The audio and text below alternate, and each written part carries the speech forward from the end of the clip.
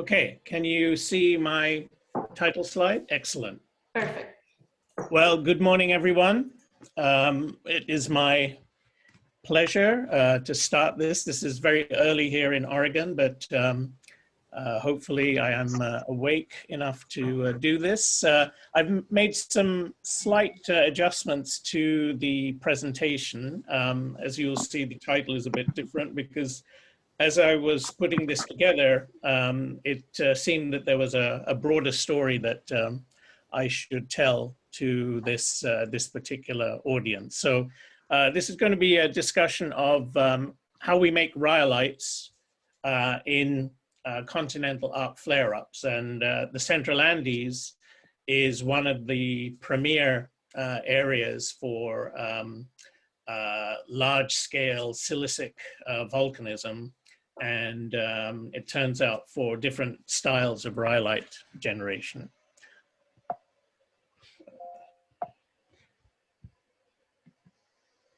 So we're going to start here with the sort of regional perspective, and many of this will be familiar to you. The neogene of the Central Andes is renowned for a major episode of silicic volcanism. We call this the Central Andean Neogene Ignimbrite flare-up. And what it represents is a transition from the steady state magmatism of the Central Andean arc, which was producing composite cones and small calderas, to this period of very large scale silicic volcanism with calderas and very large scale eruptions known as super eruptions. And this map on the right is a updated map showing the cause of this flare-up. Is partly due to the southward propagation of the Juan Fernandez Ridge over the last 35 million years. And what has happened is that that has triggered silicic volcanism from Peru all the way down to Argentina as the ridge has propagated down. I don't have time to go into the details here, but this is after the work of Suzanne Kay and Betty Coira and Gerhard Werner's group. And we updated this in 2018 in a paper in Elements. But the idea is that as this ridge propagates underneath South America, that creates the conditions for this flare-up in the Central Andes.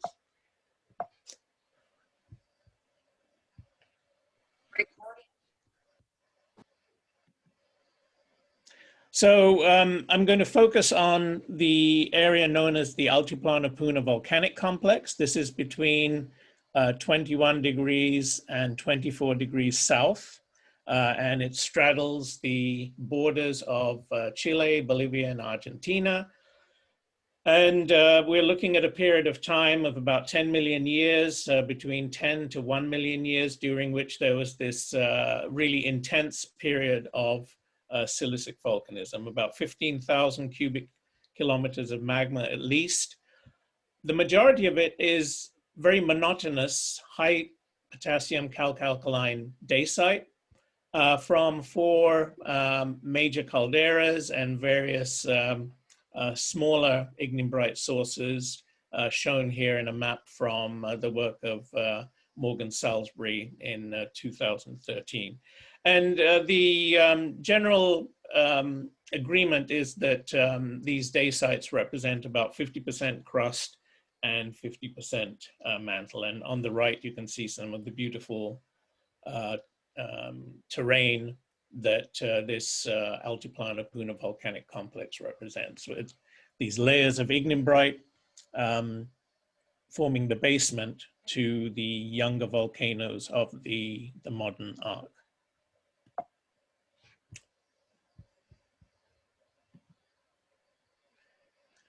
So the question here is going to revolve around what is actually being produced in the magmagenesis in the Altiplano Puna volcanic complex.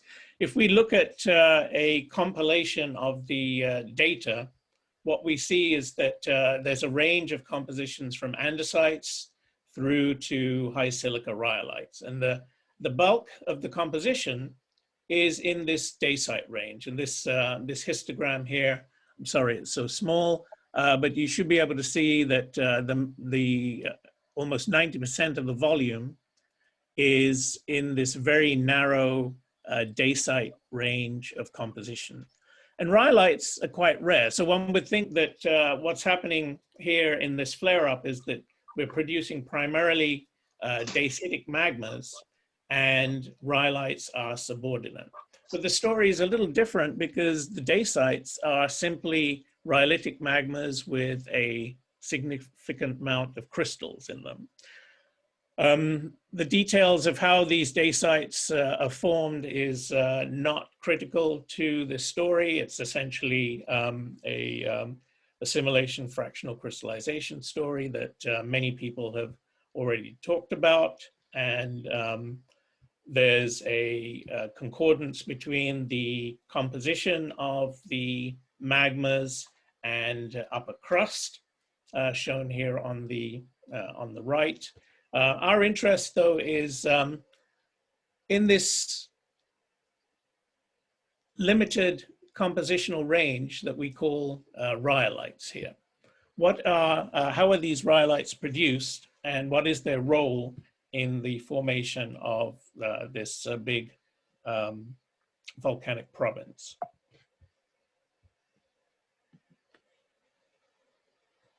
So many of you are probably familiar with the geophysical work that has been done in this region as well. So the ignimbrites and calderas are here at the surface, but there's a significant body of work now that shows that this is underlain by this very large low velocity region, which is called the Altiplano Puna magma body. And the thinking is that there may be up to 25% melt distributed in this very large region here. The volume of the low velocity zone is approximately 500,000 cubic kilometers. So a significant amount of melt is distributed through this. And we think that this is the remnant of the processes that led to the supervolcanism at the surface. And in this cross-section here, the APMB is seen as a kind of an upper crustal mash zone where primarily dacites and andesites reside, and those intermediate compositions feed higher level magma chambers that are the pre-eruptive reservoirs for the big caldera forming eruptions. So our interest is primarily in what goes on up here, and where do the rhyolites come into this, this story.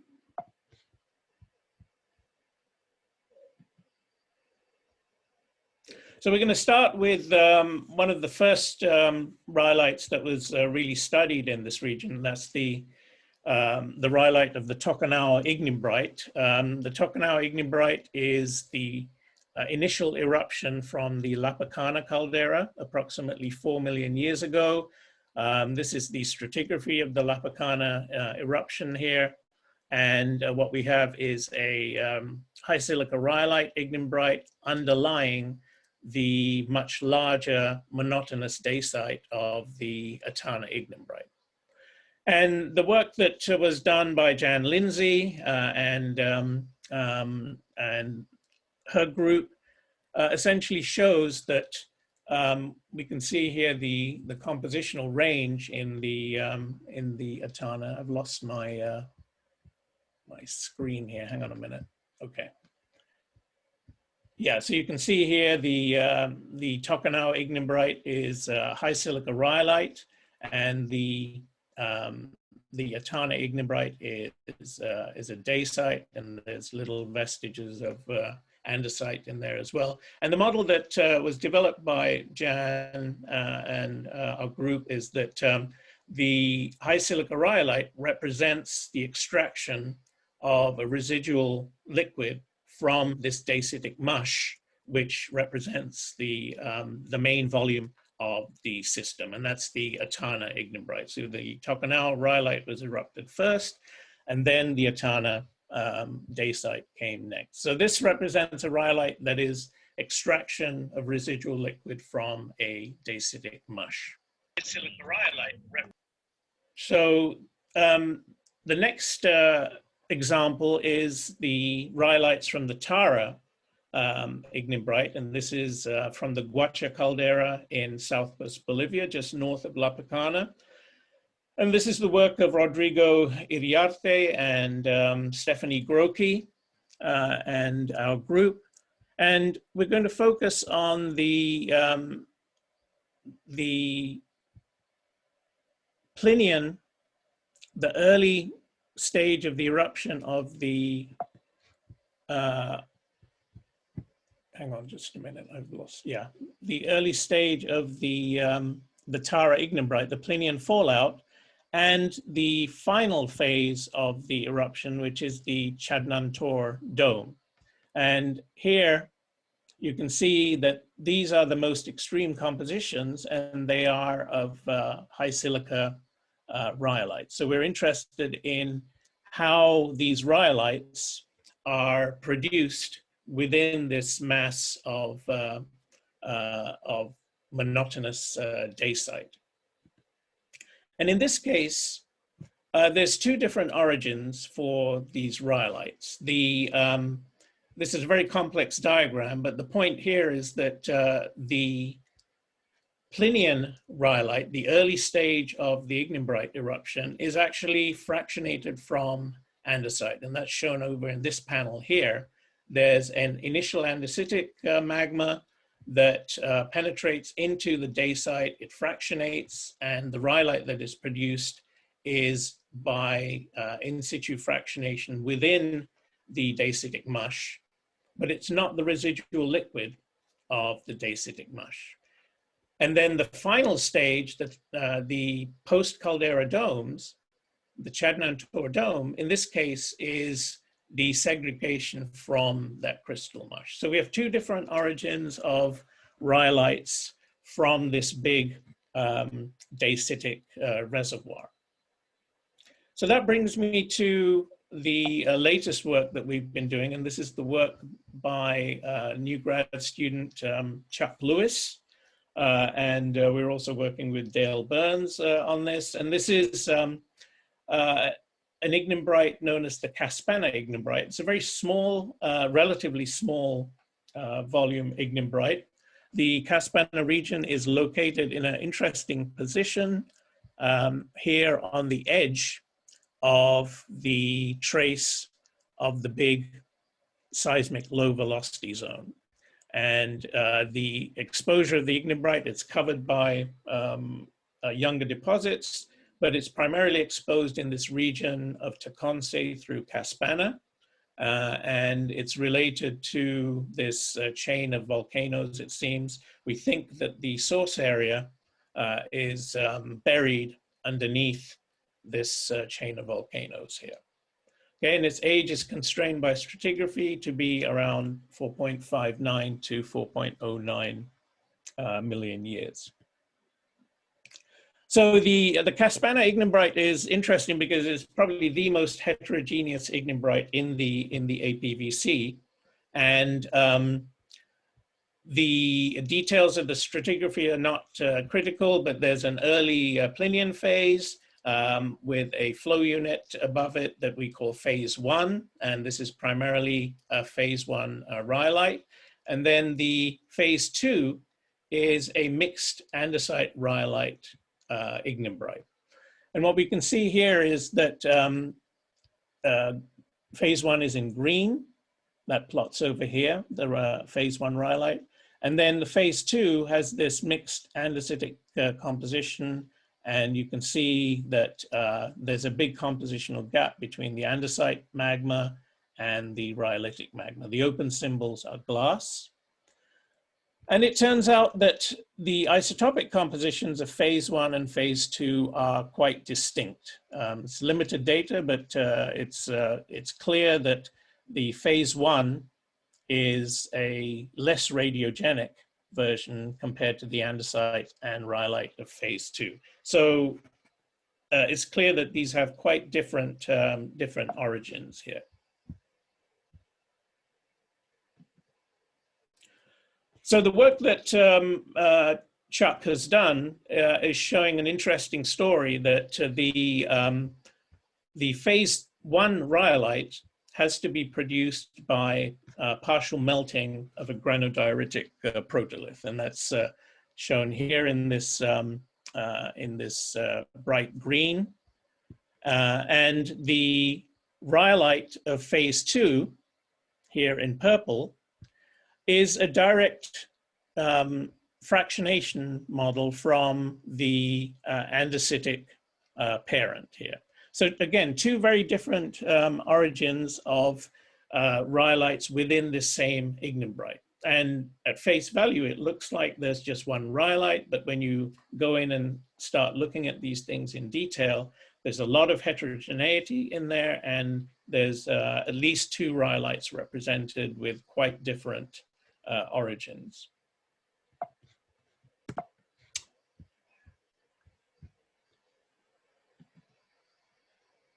So looking at the phase 2 rhyolite in particular, we've done some interesting melts modeling to look at how the rhyolite of phase 2 is generated. And what we find is that this is models at different pressures, so getting progressively shallower with time. This is crystallinity on the x-axis, and this is a parameter which is the latent heat over sensible heat. And what this allows us to do is to look at when the rhyolite melt, the residual melt from fractionation of the andesite segregates to form a separate body. And what we find is that at 400 and 300 MPa, so relatively deep in the crust, it's primarily in situ fractionation, producing a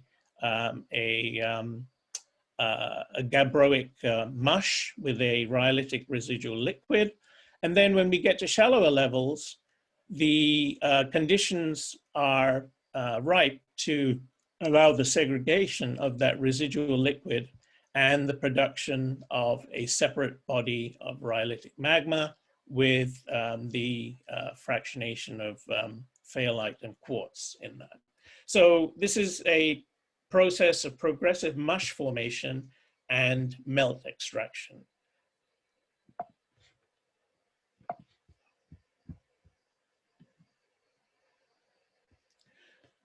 So if we put that information together, what we would suggest is that a model something like this, where the andesitic magma is the parent to the system, and there's an extensive period of fractional crystallization of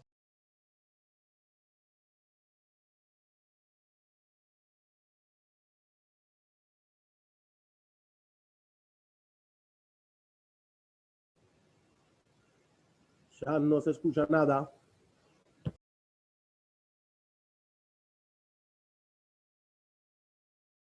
Sean, sorry, we can't hear you now. Are you still there? Yes, hello? Yeah, now we can hear you. Thank you. Somebody muted me, I think. Oh. Okay, so the model here is the progressive formation of a mush, extraction of the rhyolitic liquid as the system propagates to shallow levels. But above, we're producing rhyolite by melting this granodiorite. So phase 1 is the Plinian phase is this partial melt, whereas phase 2 is a rhyolite that's extracted from the dacitic mush. So one of the big questions is, how do we maintain this heterogeneity in this system where everything in the APVC seems to be primarily homogeneous? And we think that the location of the Caspana system is critical to this. If we look at the location of the Caspana region here compared to the APMB, we're on the periphery of the APMB. And we think that what's happening is that because the thermal conditions are such that it allows the heterogeneity to be maintained, whereas in the central part of the APMB, everything would be homogenized and mixed together. So this is a rare case where we can actually see what's happening in terms of silicic magma production and how rhyolites actually contribute to the formation of this large dacitic body. If it was located elsewhere, closer to the center, it's unlikely that this would have been preserved. So we think this is an important piece of information in terms of how these systems work. So I'm going to finish off with just some general ideas now based on what we've been talking about. That is that during the peak of flare-ups, what tends to happen is the large magma reservoir tends to hybridize whatever is happening.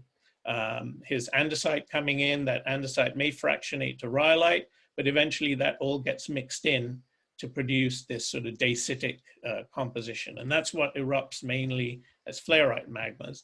On the periphery, we may be able to preserve a record of how this dacite is being produced by segregation of rhyolitic liquids from an andesitic mush.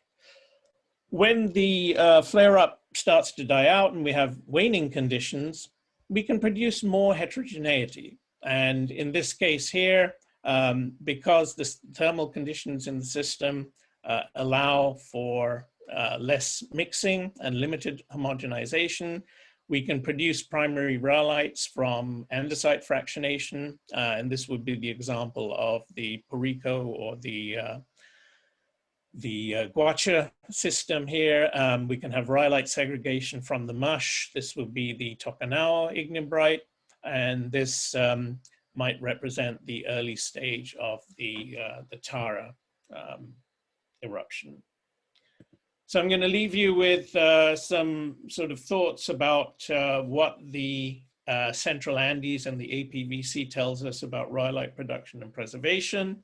That is that rhyolites are produced in several different ways. The primary rhyolites are produced by fractionation from mafic or intermediate parents.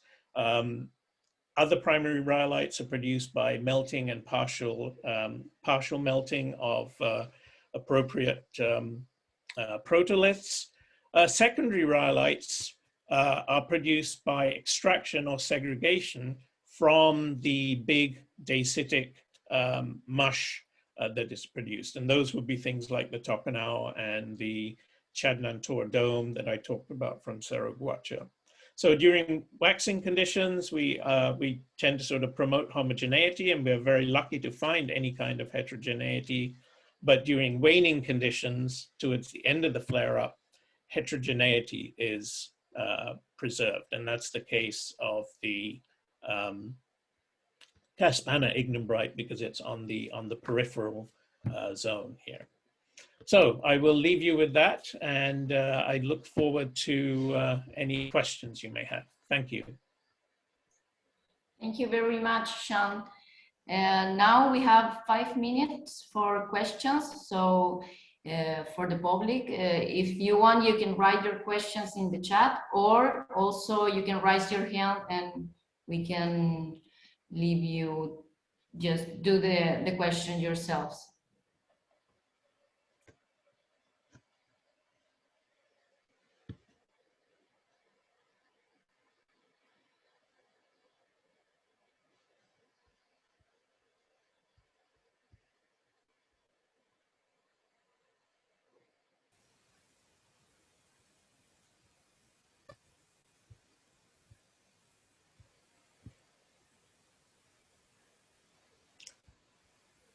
I see a hand raised there from Martin de Moor. Can you hear me? Yes. Oh, sorry, my microphone wasn't properly connected. So I'm wondering about the extraction process of rhyolites from the mushes, and what the role of, like, what's the physical process of that, and what the role of gas sparging or fluxing through these systems is. Yeah, so there's many different models for how one can extract the liquid, but we are particularly taken by this idea that the extraction of the liquid is promoted by a certain balance between the latent heat and the sensible heat. In this model here that, I don't know if you can see the slide, Yes. so you have in situ crystallization happening, and so you're producing this rhyolitic residual liquid, which stays in contact with the crystals. The conditions for segregating that, you could have some kind of external impetus like gas sparging, or just simply buoyancy-driven processes, or some kind of tectonic squeezing of the system. But it also turns out that if you have a particular balance between the latent heat and the sensible heat, that is going to promote the segregation of the liquid from that crystal mush. And that's what we're showing here. So in the absence of evidence, and we think in these big systems, it's unlikely that you're going to get sufficient impetus from something like gas sparging. You need some kind of internal mechanism for a threshold that will allow for the sudden segregation of this, this liquid. And we like this particular model in this case. Okay, thanks. Very interesting. Thank you. We have another question from Giuliano Camiletti. He posed two questions. How do we know dike-style pathways link the lower crustal mass and the upper crustal mass? And the second question, this view goes against a transcrustal magmatic column connecting from deep to upper crust, right? Sorry, was the first question about dikes? Yeah, I can repeat it. How do we know dike-style pathways link the lower crustal mass and the upper crustal mass? I don't think we do know. I mean, there's different models. These are just ideas. But remember that, you know, the whole idea of a transcrustal magma system is just a model. It's based on limited evidence for residence of magmas at different levels in the crust. So we connect them, and how we connect them depends on our particular prejudice. I guess they're referring to this.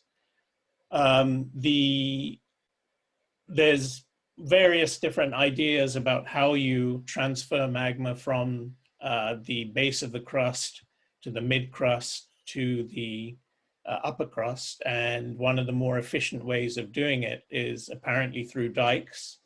So that's why we tend to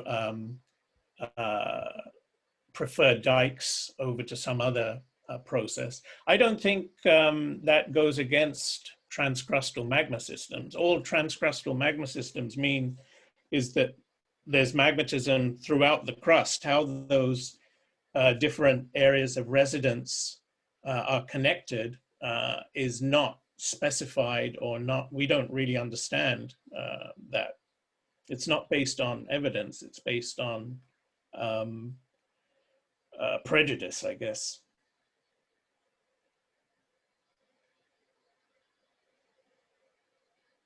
And I would say this is very much a model of transcrustal magmatism.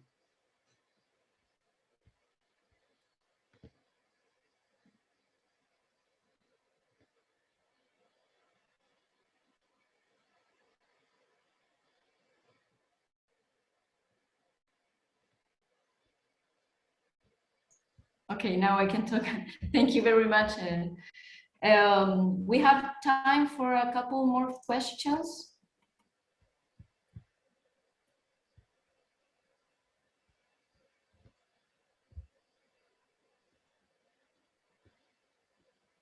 In the meantime, I remember there will be 2 rooms for the oral presentations. So at the beginning of the chat, Felipe left 2 links. You can join the second room just clicking there.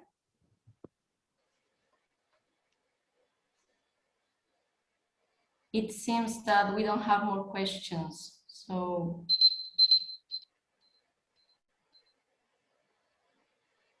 what happens in these 2 different rooms? there are different sessions. Okay. Yeah, the first room is about deep magmatic processes, and the second room about the geoheritage and geoconservation. I see. And they run parallel? Yes. I see. But they will be all records, so if you miss someone, you can see it later. Yeah. Well, I'm going to go have breakfast now, so I'll come back. Thank you very much for your presentation. It was very interesting. Yeah, and thank you to the organizers for putting this together. This is great. Well done, everyone.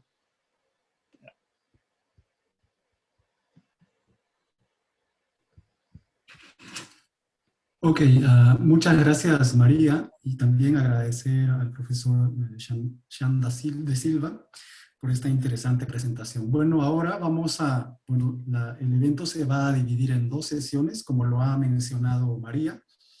En la sala 1, donde estamos, se va a desarrollar la sesión sobre procesos magmáticos profundos. Y en la sala 2 vamos a tener presentaciones acerca de geopatrimonio y geoconservación.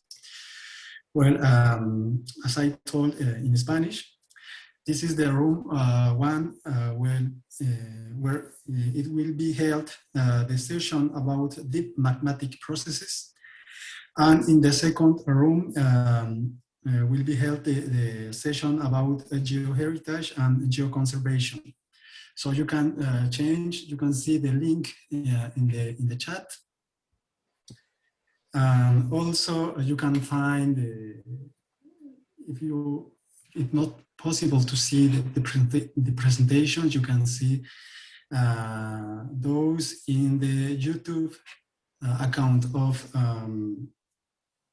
Núcleo de Estudios sobre el Riesgo Volcánico, Ckelar. So you can follow these sessions too.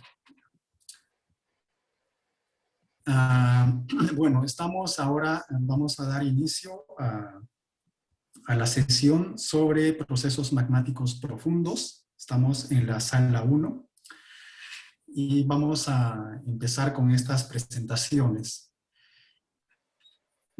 Solo para recordar a los ponentes, cada uno tendrá 15 minutos de presentación y tendremos 5 minutos de preguntas. Faltando 3 minutos les avisaremos para que puedan ya terminar la presentación.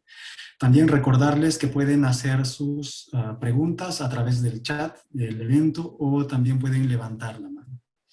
So you will have 15 minutes for the presentation and 5 minutes for questions. The participants can directly raise the hands or write your questions in the chat of this session. So we are going to begin the session of deep magmatic processes. The presentation about tracking magmatic accumulation and evolution in the Andean Central Volcanic Zone with Gary Michefelder. So Gary, you are welcome. You can share your screen and you can start.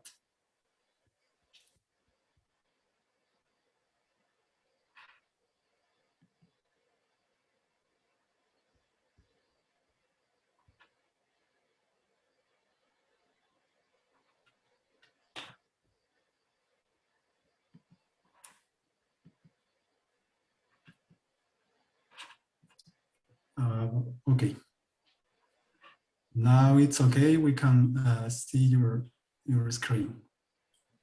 Okay. Can you hear me now? Yes. I'm Yes. muted.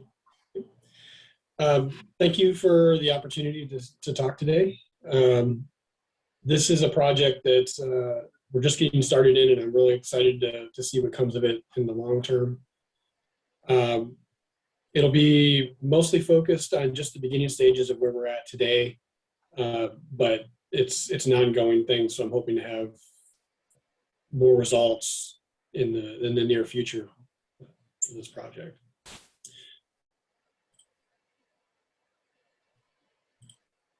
So the purpose of our study, what we're trying to do is characterize how magmas are stored and how the plumbing systems beneath the stratovolcanoes in the Central Andes play a role in magma evolution. And secondly, we're trying to figure out how this relates to these big regional magma bodies that are in the Central Andes. Mainly in this study, we'll be focusing on the Altiplano Puna magmatic body. And we have some basic questions that we've been trying to answer. The first one is, how long does magmas reside at active individual volcanic centers in the Central Andes? Do magmatic sources and partial melting processes vary systematically with volcanic evolution? And what is the evidence of the involvement of regional scale crustal magma bodies in controlling composition of erupted material at the stratovolcanoes?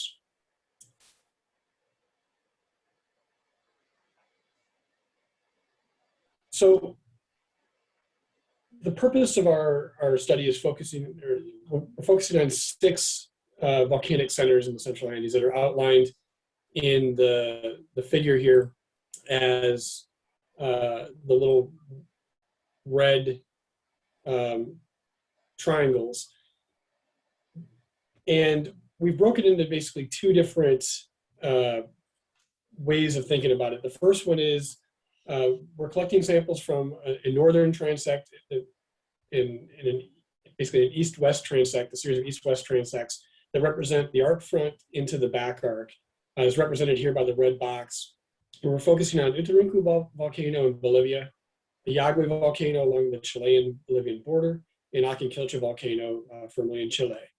And from west to east, what we see from these volcanoes is a more crustal influence and less mafic recharge as we move towards the back arc, towards Uturuncu, in other words, which suggests that there may be an influence of these regional magma bodies basically homogenizing the crust, homogenizing the magmatic systems.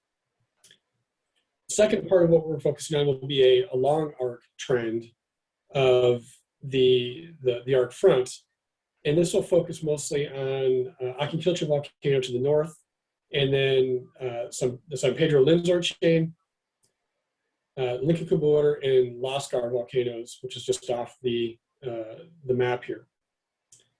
And all of these volcanoes that we're focusing on, the long arc and the across arc kind of trends, have a geographic position within, along, or just outside of the geophysical boundary of the Altiplano Puna magmatic body, which allows us to test different magma plumbing systems and how they interact potentially with one of these regional scale magma bodies.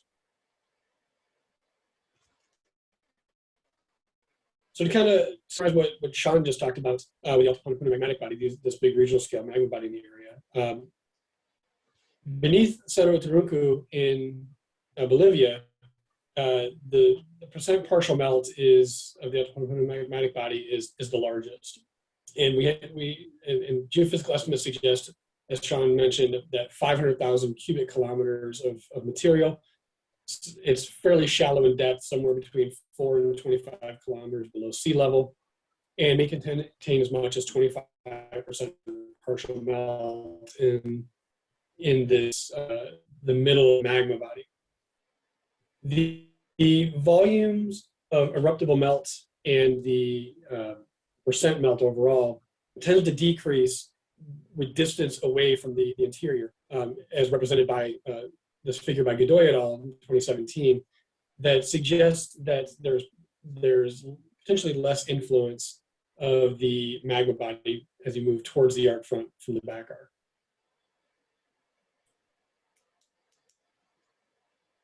So Werner et al. In 2018 described 4 possible magmatic regimes for the central volcanic zone stratovolcanoes based on the rate of magma recharge, mafic magma recharge. And in these 2 models, basically what we see is that there's a steady state option where we're seeing more magma storage and less mafic recharge, and 2 different options for greater mafic recharge. These are more unique in terms of their volcanic histories. Every eruptive product is slightly different, and there's less similarities and overlap between the systems. In the systems that we're looking at related to the altiplano Puna magmatic body, we think it's more of the steady state acidic regimes that we hear in Ckelar volcanoes that's actually included in the study is part of this, this model. And we would expect this with regional magma bodies simply because the rate of magma intrusion that does not make it to the surface tends to provide that melting pot, that heat source to homogenize the system over time and thermally weaken the crust, which prevents magma movement. And this is due mostly to the geophysical estimates of the volume of magmas associated with the magma bodies and the tectonic to volcanic ratio estimates that are associated with these geophysical estimates. So at Ckelar volcano, one of the first volcanoes we've focused our attention on, at the local scale, this idea was first posed for this system by Anita Grunder and others in 2008, where over the 11 million year history of this volcanic complex, there's a very detailed record of what is taking place. And essentially what these authors propose is that early on in the system, it is more of this, this less steady state, more irregular type of magmatic system. But as it develops into a younger system, we start seeing more magma storage in more homogeneous compositions. And this occurs somewhere right around the 4 million year mark of the volcanic system. Barry Walker and others in 2010 further supported this idea with zircon geochronology and showed that the youngest magmatic products have longer magma residence times in the zircons, as much as in some cases 2 million years of magma residence beneath the volcanic center. So this suggests to us that the storage and homogenization zone that's forming beneath Ckelar does tend to homogenize the magmatic system. And if we take this to a larger scale of the altiplano Puna magmatic body, we should expect to see the same thing over a larger area. So beneath Cerro Turunco, there was previous work during my dissertation suggested something very similar, where we see no primary basaltic input. Crustal melts are produced in the mid to upper crust with heat source located potentially at the EPMB, and plagioclase over time records more homogeneous compositions. And what we tend to see is that initially we get a lot of plagioclase cores that are forming primarily deep and they're fairly homogeneous, but over time these plagioclase cores and the rest of the compositions tend to migrate upward into the shallow magmatic storage system. So in the big picture of these cross-arc trends, we see some distinct trends that suggest that the arc front is very different than the back arc. And this is primarily observed in the whole rock chemistry, but it can also be seen, as we'll see, in the mineral chemistry as well. And primarily we see, especially with things like sodium, where the arc front and the transitional zones at Yagüe tend to be very compositionally different than what we see in the back arc. And this is very distinct with sodium and potassium. We see some other trends like with phosphorus and titanium that also suggests that there are some distinct differences. Trace elements tend to show the biggest compositional variability between the systems. So we move away from the idea of the monotonous intermediates in the central Andes that we see in the whole rock geochemistry, mainly the major element geochemistry. We see that there are, again, some very distinct differences between the back arc in all these trace element ratios and the arc front, which suggests to us that there's a number of things happening in the back arc that are different and distinct than what we see in the arc front. So this has led a number of authors to propose these different models of crystal fractionation, assimilation, fractional crystallization, and in some cases even magma mixing to help describe what is happening in these arc front versus back arc stratovolcanoes. And we see here with especially oxygen isotope variation that, again, the arc front, the transition zone, and the back arc have very different strontium and oxygen isotope variations. The arc front tends to be very homogeneous, whereas we get into the back arc, we see a lot of heterogeneity, which kind of goes against this idea of influence by these regional scale magma bodies. But when we look at the fact that we're seeing an influence of primary basalt or mafic recharge as the influencing factor in the arc front, and we see that we're seeing a migration and progressive influence of regional scale magma bodies, this might suggest that what we're actually seeing here is crustal hybridization and assimilation that's causing these variations. And as we start to see over time, these variations become less and less as that system evolves. So what my students and I have been focusing on at the beginning of this project is really focusing on the mineral scale of this variation. So this is a diagram, a series of diagrams showing the mineral chemistry, mainly plagioclase mineral chemistry, that we've started to collect over the last year on these 5 volcanoes, the primary focus. We haven't collected any data currently from Lincoln, that's going to be in the near future. And what we'll see is in the lower right corner here, this diagram will stay consistent over the next couple of slides to kind of point a reference to what we're seeing here, with the back arc being the green again with the Turunku, and then the arc front represented by diamonds. The one outlier here that we see in the cross-arc variation is Lascar volcano, which just sits a little bit farther to the east, simply because of the shift in the arc front.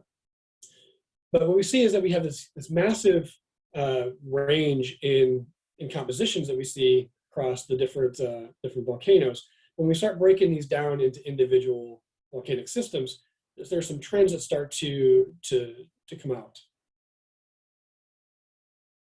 So if we start looking at it in terms of age, we see that the older volcanic rocks from Akintilcha tend to have a wide variety of compositions. Between individual eruptions, there is not really a relationship between the different units.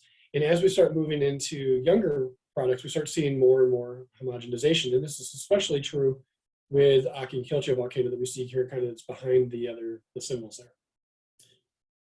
And the other thing we start to see is that generally we tend to have higher anorthite contents in the back arc, and more transitional rocks tend to be kind of in between the two, and we start decreasing anorthite contents as we move towards the arc front.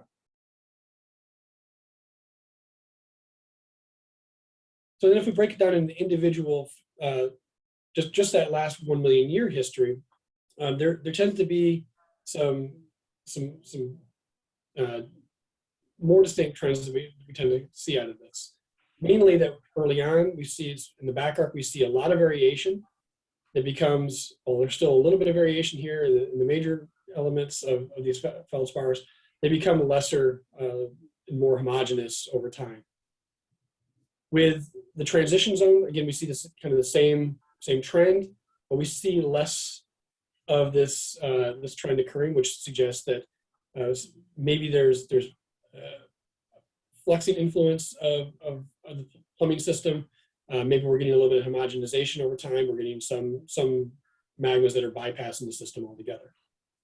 But the arc front tends to be all over the place. And we look at this, these are actually a series of different units, especially at Lascar.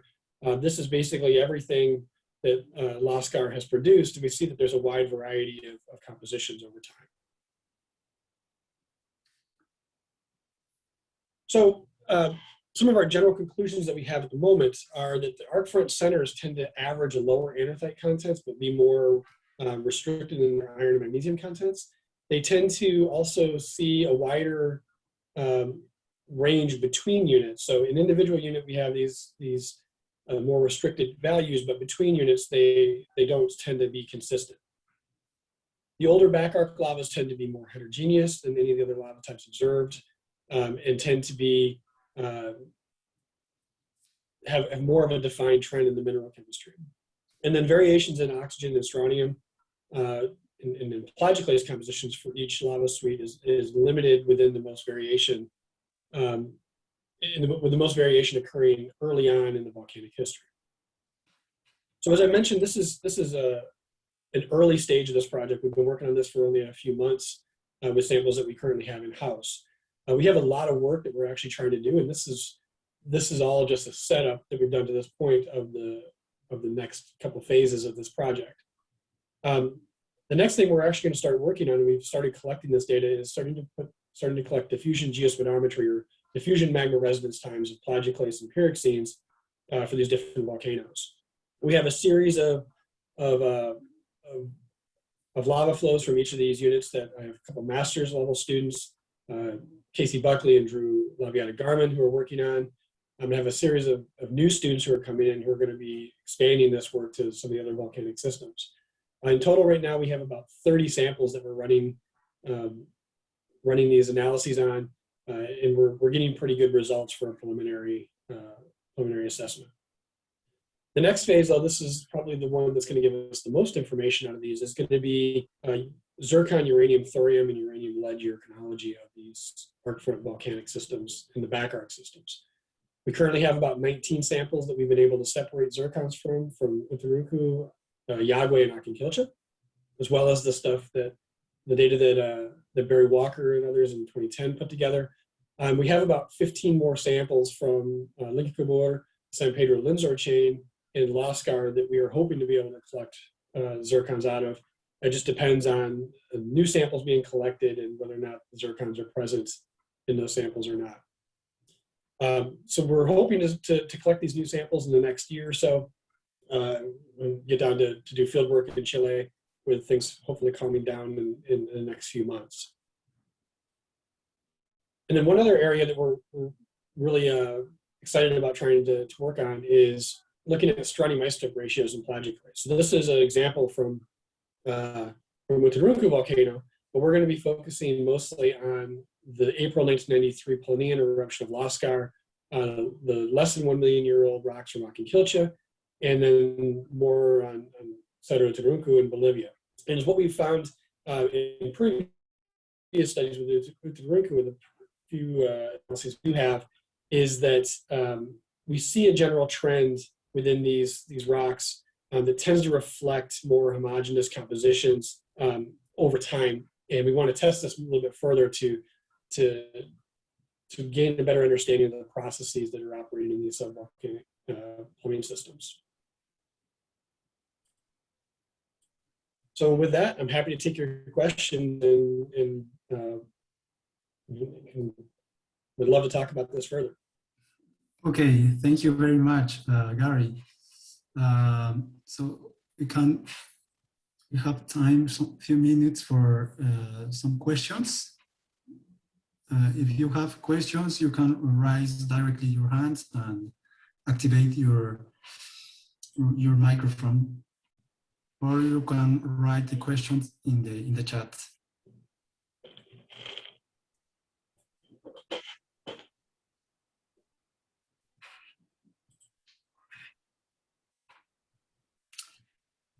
Okay, maybe I will begin with one question.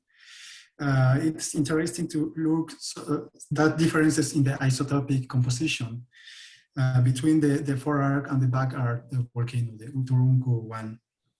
Do you know what's the reason? Why is that? Why is the Uturuncu volcano so heterogeneous in composition?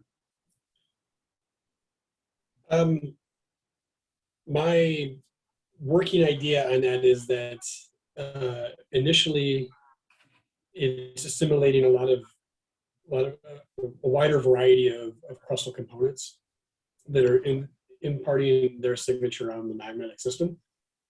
But what we see is that over time that those isotope variations become lesser, and we see more restricted variation, suggesting that it's either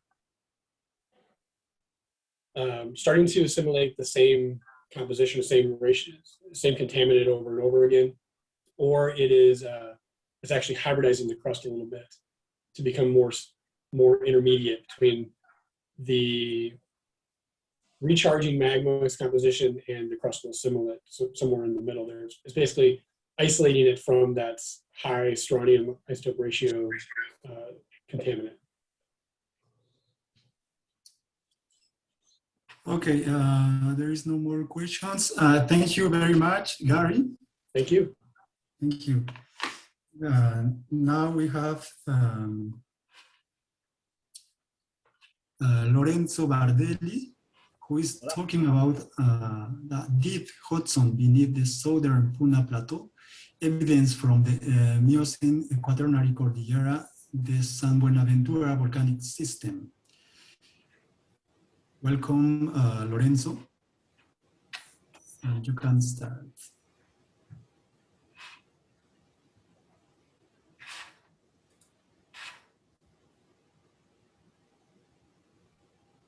Buenos días a todos. El título es en inglés. Yo pensé dar la presentación en castellano, pero que esté bien y que se escuche bien. Cualquier cosa me avisan. Okay. Y vamos a seguir con el estudio de los sistemas magmáticos de la Puna, y en este caso un caso específico de la cordillera de San Buenaventura. Acá nos encontramos en la Puna austral, en la parte más meridional del plató, que tiene diferencia con la zona que hemos visto en las primeras dos presentaciones. Hay una diferencia en el contexto magmático, digamos. Y ese sistema está representado por distintas unidades que fueron emitidas en los últimos más o menos 9 millones de años.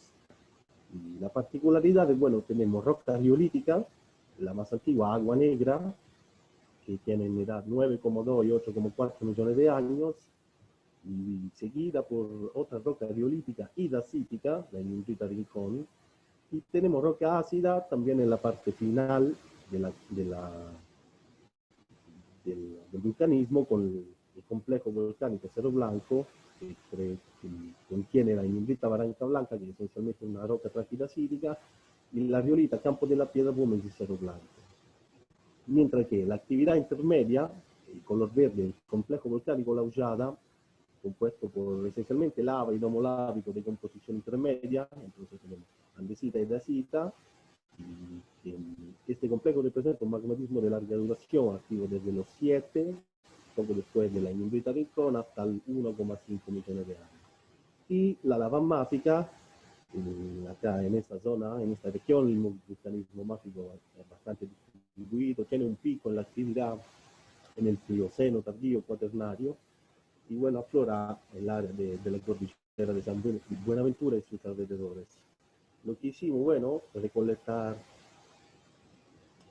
datos de bibliografía y datos inéditos de roca total, química, mineral y vidrio, aplicar modelado higrométrico y termobarométrico a la entera serie de roca y testear una hipótesis de cristalización fraccionada. Es el gráfico de roca total donde se puede observar la entera serie, que vamos andesita basáltica a riolita de alta sílice, de afinidad generalmente metaluminosa, escasamente feraluminoso, Acá están algunos elementos como el rubidio, el litófilo y como el itrio, de elemento de alta afinidad de campo, intensidad de campo, y el cromo. Acá está la muestra mágica en cromo, que es la que fue elegida para el modelado que después se va a presentar. Los patrones de tierra rara, bueno, hacen una pequeña comparación entre las riolitas más jóvenes, la del Cerro Blanco, que tienen 4.000 años, y la más antigua, la de agua negra, que en el patrón ha aparecido, lo mismo entre las riolitas Rincón y Campo de la Piedra Pómez. Hay una muestra solamente con el negro, pero no es muy marcada, los patrones son bastante parecidos para el CFP y Rincón. Acá, el complejo volcánico La Hollada se comparó con las rocas, no se ve bien el área en el medio del verde claro, de Antofagasta. Ese complejo, lo de Antofagasta, estudiado por Richards et al. 2006, aflora más o menos 100 kilómetros hacia el norte de la cordillera de San Buenaventura y tiene una historia magmática parecida. Larga duración, vulcanismo riolítico al comienzo, vulcanismo riolítico al final y una fase intermedia de carácter andesítico-dacítico. Acá en la parte derecha se bloquearon los valores de los trazas que se relacionan al espesor cortical. En esa zona, entre los 13 y los 7, se ha inferido un aumento, una aceleración en el engrosamiento cortical. Entonces, en la relación Samar-Perlo, vemos como las rocas de La Hollada tienden a tener valores relativamente altos, no demasiado. En el gráfico estroncio-itrio versus itrio es lo que se utilizó para el modelado de cristalización fraccionada. Y se destaca también la relación disprosio-iterbio, típica del fraccionamiento de anfíbol. En ese caso, la roca Cerro Blanco, la amarilla, y la de agua negra, la rosada, ahí sí se diferencian. Ese parámetro electroquímico que diferencia esa dos riolitas, el único probablemente. Bueno, acá la plagioclasa está presentada por cada unidad, centro borde y microcristales, un poquito más complejo de así, hay mucha textura de desequilibrio. Eso lo voy a pasar por tiempo. Siempre se puede comparar la riolita agua negra, Cerro Blanco aparecida, campo de la Piedra Pómez y la Rincón. Tenemos rocas máficas que varían por interacción con la riolita, en el enclave máfico hay cristales más riolíticos, digamos, pero bueno, es una asociación textural y de desequilibrio también compleja, sobre todo en la lava máfica y en la lava de La Hollada. Los demás poblaciones minerales fueron agrupadas en grupos texturales y composicionales, por simplificar también, porque al comienzo los gráficos tenían mucho colores, ya no se podían leer. Y entonces tenemos por lo general los azules, que son roca magmática, los verdes intermedios, rojo y amarillo, la roca más ácida, color oscuro, penocristales, color claro, microlito o alguna cosa de desequilibrio. Claramente en el texto para explicarla a toda la familia, para que lo pueda interpretar. En el anfíbolo, interesante verlo como el anfíbolo magmático, que es un poquito más enriquecido en titanio. Los de La Hollada cubren un alto rango de sílice. En la roca ácida hay una probable población de xenocristales, que son los amarillos, mientras que en la roca riolítica tiene fenocristales, con una composición más parecida entre ellos. Y también la biotita muestra distintas poblaciones, por ejemplo, la roja, abajo son del Cerro Blanco, la última relita, las verdes son del campo de la Piedra Pómez, distinto contenido del titanio, también respecto a la roca magmática intermedia. El olivino, bueno, que destaca una diferencia que también se refleja en la termometría, entre el olivino máfico, menos rico en hierro, y el olivino de la roca intermedia de La Hollada. Las dos poblaciones tienen zonación normal. Antes de la termometría, bueno, se realizaron los test de equilibrio propuestos por los distintos autores. Los diagramas de Rode para los cloropiroxenos, se compara la molécula de óxido de endergite, hepatita ferrosilita y calciocelmatita para el componente líquido y que sea nota total o vidrio y para el mineral. Similarmente, para los ortopiroxeno líquido, se comparó, así como el olivino, la componente, el número de magnesio de la componente mineral y la de la fase líquida hacia nota total o vidrio. Para lo opaco, el test de Wagon-Hirschman, donde se comparan relación de magnesio y manganeso entre elemento y magnetita. Para la plagioclasa se seleccionaron, al haber mucha pareja, el primer test, lo de 2008, que considera el coeficiente de intercambio, que la vida de la plagioclasa líquido. La que satisfacieron ese test fueron testeados nuevamente con el método propuesto por Namur et al. 2012, donde se compara la fracción de anotida en la plagioclasa con aquella del líquido, que son, para tener un segundo filtro, digamos, segundo test, determinar también composiciones de anticristales o de cristalización tardía. El anfibio rápidamente no tiene un test verdadero, el número de aluminio sirve para discriminar composiciones, digamos, buena y mala, pero la población de antes de xenocristales amarillos, que efectivamente no es aplicable, no sirve para ese método. En la saturación en zircón se plantea el valor M, que está en los rangos de equilibrio. Acá se destaca de vuelta esa dualidad entre la roca biolítica, suelo blanco, agua negra, más joven, más vieja, y digamos las intermedias, campos de la tierra Gómez, que en geometría de base se obtuvo a través del método plagioclasa líquido, dejando el agua inicial a cero para no influir en el higrómetro, en un enriquecimiento de la roca máfica que es anhidra, hasta la usada que pesa en diferencia entre lo que es roca total, el oro oscuro, y lo que es equilibrio con el vidrio, lo que es más claro, y lo que la violita más antigua y más joven, que daban cristalización tardía, se utilizan acá en el test de Namur, son la rosada y la amarilla, son bastante fuera de equilibrio, sobre todo la amarilla del cero blanco, que dan los contenidos de agua malta. Eso se usaron para la termocorometría. Esas son todas las parejas en equilibrio. Tenemos el símbolo, que es el método, el color, que es la humedad, tenemos áreas donde están representadas la temperatura de los opacos, la línea vertical son la temperatura de zircón media, y la línea horizontal, el rango de la temperatura do fosfato, el color se refiere a la unidad.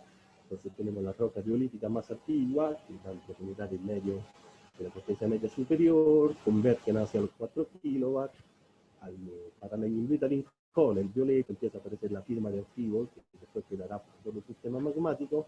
Después de la ñimbrita Rincón, el verde, la hollada. Acá se puede ver cómo el sistema magmático se va desarrollando en la corteza media, desde más o menos 9 kilos hasta los 4,5, y en la corteza superior desde 3,5, 4 hasta 1, más o menos. Clinopiroxeno, la fase más profunda, más o menos 8,5, 9. La plagioclasa era un poquito más superficial, después anfibio, piroxeno, al 6, 4,5. Es un poquito más complejo de así, porque cada composición tiene su average, su rango, lo que define un sistema magmático verticalmente distribuido, relativamente complejo, y ayuda a la química mineral y la textura, sobre todo mineral, para la interpretación de ese gráfico, que cuando lo podían meterla en esa tesis, porque bueno, se iba a ser muy larga. Se destaca también una diferencia interesante entre lo que es el enclave máfico inicial y la lava máfica. Son rocas bastante parecidas también petrológicamente y mineralógicamente, pero el enclave máfico tiene una historia de iteración con la violita naranja, campo de la tierra Gómez, que ya está contada la historia en un paper del año pasado de uno de los South American Earth Science, donde efectivamente la pareja temperatura-presión muestran fuerte equilibrio con distintos métodos, los piroxenos, la plagioclasa líquido y los anfibios. Mientras que la roca máfica tienden a registrar condiciones más profundas y solo algún equilibrio con el vidrio, tienden a algo más superficial y un poquito más frío. Y después, bueno, la roca final es del cero blanco, la ñimbrita campo de la tierra Pome, un poquito más profunda, más caliente, el cero blanco un poquito más superficial. Se destaca también la diferencia entre la temperatura del olivino, del enclave de la lava y la hollada. Y rápidamente la cristalización fraccionada se tomó como una hipótesis, tomando el protolito de una lava máfica de composición trayendo densidad basáltica y fraccionando los minerales presentes en la muestra. Después de los mayoritarios se testeó los resultados en el sistema astronómico. Acá están los resultados para las distintas unidades. Vemos como la roca biolítica, la curva roja, acá tienen un valor más alto de los coeficientes, la curva azul más bajo. Entonces, bueno, es claramente una simplificación, partimos de un magma para generar todo, pero con el mismo población mineral hemos logrado esto, y Entonces, el modelo evolutivo se basa en los resultados, como también en trabajos experimentales, por ejemplo, Anne en 2005, Dufek y Vergans en 2005 también. Es decir, cuando el sistema arranca, empieza a construirse, el magma mágico se enfrenta con una corteza relativamente fría y tiende a cristalizar. Entonces los primeros productos se van evolucionando, teolítico con una cristalización fraccionada, un grado de cristalización elevado. Y un carácter parcialmente peraluminoso también puede conocerse. Entonces empieza el sistema magmático cortical a formarse claramente en un contexto de alto espesor, en una simplificación, el fraccionamiento puede pasar en distintas profundidades, etc. Después de esa fase, se pasa a una fase casi de transición, donde empieza a bajar un poco el grado de diferenciación de los productos del sistema, empieza a construirse, empieza a aparecer la firma del anfíbol en la parte superficial, y se infiere una fase avanzada en la corteza inferior de construcción de la zona de Mash, esa zona evidenciada por geofísica. Actualmente, en esa etapa se infiere que ya estaba más o menos activa. ¿Por qué? Porque más o menos al mismo tiempo, 7 millones de años, arranca el vulcanismo de larga duración de la hollada, ¿no? Una actividad sostenida, intermedia, donde hay traquidacita y traquiandesita que reflejan distintos grados de fraccionamiento, y como vimos con la termobarometría, se va desarrollando el sistema cortical en la corteza media, también en la corteza superior, es la maturación de ese sistema, y contemporáneo también probablemente a un engrosamiento cortical. Después de eso se infirió la presencia de una fase mágica, donde claramente hubo mucha discusión y duda. Digamos que la hipótesis es si el mismo sistema pasa de areolita, dacita, andesita, y después me da un máfico, quiere decir que el sistema está sacando el magma parental, es decir, el mínimo grado de diferenciación de los productos, como si fuera una etapa de maturación petrológica. Y por cuanto quizá faltan constraints de una subida bastante rápida, entonces como que el sistema llega a sacar lo más mágico que puede antes de volver en una fase de waning, en la fase menguante, donde vuelven los fraccionamientos elevados, los productos biolíticos. Claramente una zona en la corteza media ahora sí es mágica, porque la termobarometría indica profundidades de 7-8 kilowatts, y vemos los enclaves del campo de la Piedra Gómez, como magma mágico está subiendo, está recargando los sistemas. Interesantemente, respecto al comienzo, que se comenzó con la roca más biolítica, pasando a biolita y dacita, acá arranca la ranca blanca con la dacita, se pasa al campo de la Piedra Gómez, con la biolita con menos íris del cero blanco, es decir, una secuencia inversa respecto al comienzo, como para cerrar el ciclo matemático. Entonces podemos concluir que, más allá de la deuda, de la falta de constraint tecnológico, los datos permiten visualizar la construcción y la evolución de un sistema magmático de larga duración transcortical, donde en apariencia la diferenciación magmática es gobernada por cristalización fraccionada. Estamos tratando de completar el set de datos de la isotopía de esta serie de rocas para afinar mejormente la contribución de la corteza.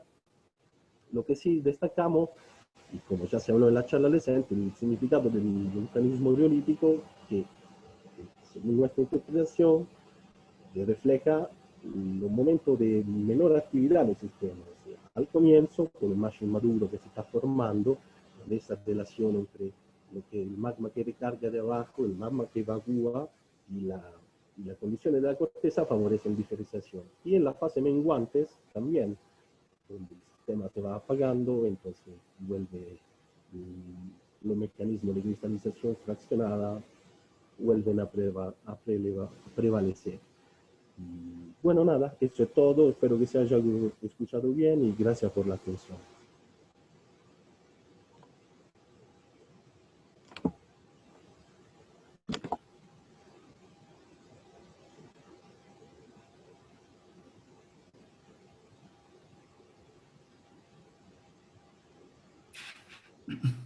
Ok, muchas gracias, Lorenzo. Bueno, en esta sala está también como moderador Marco, pero parece que tiene problemas para activar su micrófono. Si tienen preguntas, pueden levantar directamente la mano y activar su micrófono para hacer la pregunta, o pueden hacerla en el chat de la sesión.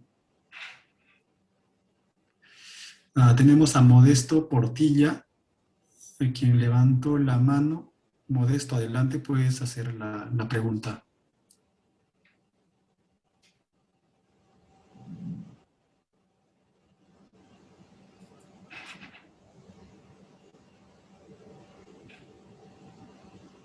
Bueno, gracias. También le iba a hacer ahora en mi inglés, pero no pude. No vieron mi manita alzada, pero la pregunta es la siguiente. Para Lorenzo, que también habló del mismo tema, más o menos, es si la evolución magmática en estos marcos geotectónicos de los Andes centrales, desde como él lo mostró en las 5 etapas, y pues también lo dijo más o menos ahora el señor Michael Felder, si esos también se pueden aplicar o no a los Andes del norte, o sea, a los Andes del norte de Sudamérica, o sea, aquí en Colombia, o si esas diferencias geotectónicas que hay entre esos dos sitios no hacen posible extrapolar estas cuestiones de la evolución magmática de zonas de subducción. Gracias. No, por favor. Bueno, no sé si tengo la experiencia como investigador para tener todo el sistema de los Andes en mi cabeza y contestar bien. Lo que sí hemos visto como al interior del mismo plató Puna, ya la parte norte, o sea, de la PVC, arriba de la Calama o la Capa Toltor, y la parte sur meridional tienen diferencia. Por ejemplo, esos sistemas de larga duración que están en la Puna Austral, o sea, San Buenaventura y Antofalla, no parece estar o no ser un producto típico de la parte norte. Entonces,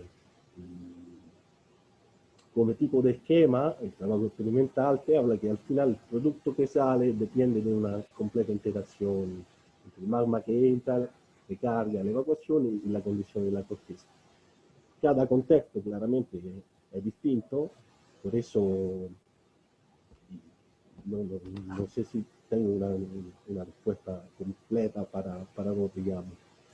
Cada caso tiene su aspecto geodinámico, sobre todo, y el tema mismo del magmatismo máfico. Acá en la Puna Austral hay un pico, está muy distribuido, y tiene variaciones químicas, en lo que es el área de San Buenaventura y el área al norte, pero es mucho más desparramado que en la Puna Norte. Entonces, el contexto magmático es muy variado, y como hemos visto también en la primera diapositiva, la génesis de la riolita puede ser muy compleja, porque se ha demostrado, como se ha dicho, y otro trabajo también, que la riolita puede estar relacionada al magma dacítico, entonces, lo que representa la fase del pico. En ese caso, acá representaría la fase más baja de actividad. Entonces, tomaría cada contexto por su parte, claramente aplicando la misma metodología.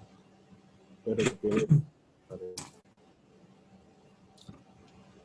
Ok, gracias Lorenzo. Mi nombre es Marco Rivera, y gracias Rigoberto. Buenos días con todos. Entonces vamos a continuar con las preguntas. Hay una pregunta adicional de José que ha levantado la mano, por favor. José, please, you can. Sí, José Miramonte, Okay. de la Universidad de Salta. No, simplemente para complementar lo que estaba diciendo Lorenzo, es que no se pueden hacer comparaciones directas, porque hay que tener en cuenta una característica muy importante que tiene los Andes centrales, sobre todo los Andes centrales del sur, en donde la corteza es tremendamente espesa, cosa que no es la situación, por ejemplo, de los Andes septentrionales de Colombia y Venezuela. También el sistema de subducción es diferente. Acá tenemos una corteza que puede llegar a los 80 kilómetros, que eso condiciona tremendamente todos los procesos de fusión parcial, de mezcla de magma, de una serie de procesos que en una zona de subducción normal, como es en los Andes colombianos, venezolanos, no se dan. Entonces, eso hay que tener muy en cuenta. No se pueden hacer extrapolaciones directas de un lado hacia el otro. Eso era una aclaración simplemente. Gracias, Doc. Ok, gracias. Yo creo que llegamos al final de esta presentación. Gracias, Lorenzo. Gracias a todos. Listo. Bueno, thank you for your participation in this symposium. We will continue. The next speaker is Brennan van Alderweller, who is going to present the strontium isotope of 0 over Mar, a window into the CVC mantle. You can already start, Brennan, please. Gracias. Hello, everybody. Good morning. Let me get my screen share here.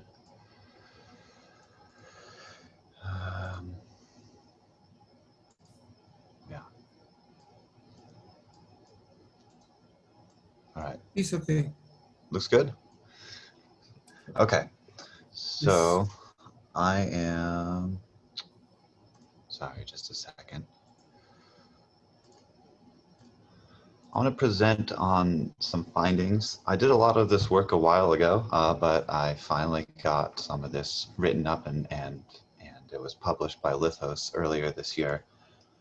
I am a lecturer right now at Auburn University in the United States. So I am in a teaching role, which so I don't get much chance to do a lot of writing and research for now. So if you're interested in working at all with me or looking more into this data, please send me a note at some point.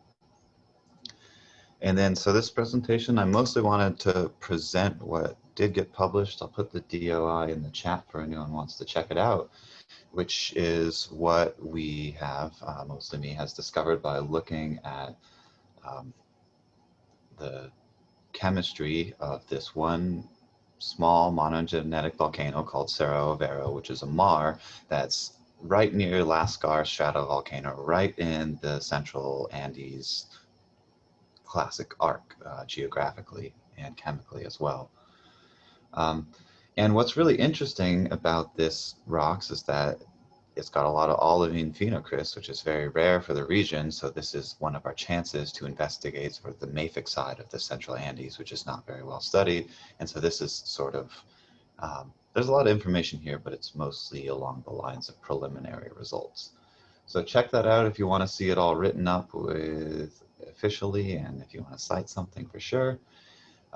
But just for context, here is Cerro Overo. Do you see that in the bottom right corner of that aerial picture? It very clearly stands out visually, immediately, as different from our standard CVZ volcanism, which is, as we all know, mostly our classic intermediate stratovolcanoes, and then those large caldera erupted silicic ignimbrites and whatnot.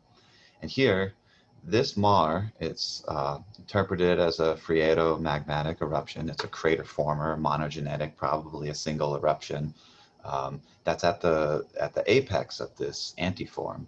The actual nature of this antiform's not super well understood, but it sits there at one structure, and it also sits along something that is called the Calama Olacopato, I think that's right, El Toro lineament. I always get the second one wrong. We call it the COT lineament. It cuts across pretty much all of Chile from around Antofagasta through the arc and through the back arc and towards the basin where it disappears. So looking at this unique chance to look at rocks that are blacker and have been reported as the mafic end member of the area, we get a couple of questions right away, which are, what can we use special monogenetic volcanoes like this to understand about the greater arc system and subduction arcs in general? And then what sort of more specific petrologic or geochemical data can be extracted from these rocks that can help us understand the larger magmatic systems? All right, and specific to the CVZ, one of the questions that has been around for quite a while, for decades, it has been people, of course, recognize that we are dealing with characteristically enriched volcanism in this area. So the Southern Volcanic Zone, of course, well, for example, and in contrast, the Southern Volcanic Zone has a somewhat well-defined mantle source region because those mafic rocks are available, which includes its isotopic characteristic. For strontium, people give it this nice range of 7033 to 7042, which is kind of normal upper mantle magma source range. But in the Central Volcanic Zone, our lowest values from stratovolcanoes are around 705.5. A lot of volcanoes are hitting 706 something. And then, you know, things like basaltic andesite xenoliths and the Perico-Chascone complex, which are interpreted as that mafic input that's being placed into the crust from below, are still hitting relatively high compared to other mantle areas or in the Andes. And so the question for quite a while has been, is this because the mantle source is enriched, or is this dominantly due to lithospheric processes? My understanding is that since the mid-90s, most people have taken the view that the lithospheric processes are much more dominant. But the question still remains about the true origin of this enriched signature. Is there sediments being sucked down the trench or something being eroded off of the overriding plate giving us this contamination, or is it all happening up here? And so the spoiler for Cerro Vero is that it is what I think is relatively clean evidence, and I think if there is some more research done on these melt inclusions, will make it clearer, I hope, that we have a pretty normal, regular, similar to the SVZ mantle source for our magmas beneath the Central Andes, and that all this enrichment and the high level of evolution is occurring due to lithospheric processes, the MASH and AFC zones that have been extensively described by others. All right, how am I doing on time? Let's see. Okay, maybe I should speed up. So here we are in the Andes, in northern Chile, right near that triple junction, just south of Lascar. There's that COT lineament. It crosses right through Cerro Vero, as well as it sitting on that more local thing. And also worth noting is that this medium gray area I've outlined is where the APMB has been imaged. So we're also looking at something that is right on the edge or possibly outside of where that massive middle to upper crustal magma storage mush zone is hanging out. So not only do we have the structural control that allowed this mafic material to rise very quickly, but it was kind of deflected or perhaps skirted around this big spongy dacitic thing that's acted as a filter, or has been interpreted as a density or compositional filter for much of the volcanism in the area. So this thing's pretty young. We have an upper age limit that I got from looking at zircons and xenoliths that were included about during or right before eruption that give us 77,000 years as the upper age. It's probably younger, to be honest, but I'll just leave that hanging. We're an olivine ferric basaltic andesite. It tracks as a basaltic andesite on our regular indices, but in real life, it looks like a true basalt. It's just got a lot of contamination from the immediately underlying ignimbrite. And so, I didn't put this on it, but the olivines are highly phosphoritic. They're 86 to 88 4%. And so they look very, very mafic. All right, so this is it in the field. As you can see, right, that looks like a basalt with a capital B. You can't quite see the olivine phenocryst, but they get up to 4 or even 5 millimeters at time, which is large for the area. We've seen other sort of escape basalts in the area, such as the La Perunia cone by Oyagüe, which has these like tiny skeletal ones. But here in this mar, I'll just kind of skip through a little bit. We also have much more well-defined olivines sitting there as phenocrysts, although some of them show these very, very rapid growth patterns, such as skeletal or even these sort of long tabular growth patterns. You can also see from both of these pictures, maybe neither were the best, but there are large inclusions of several of these brown things. That one's probably minerals, but that one's a lot of melt. This one might be open to the outside world, but we do have inclusions inside.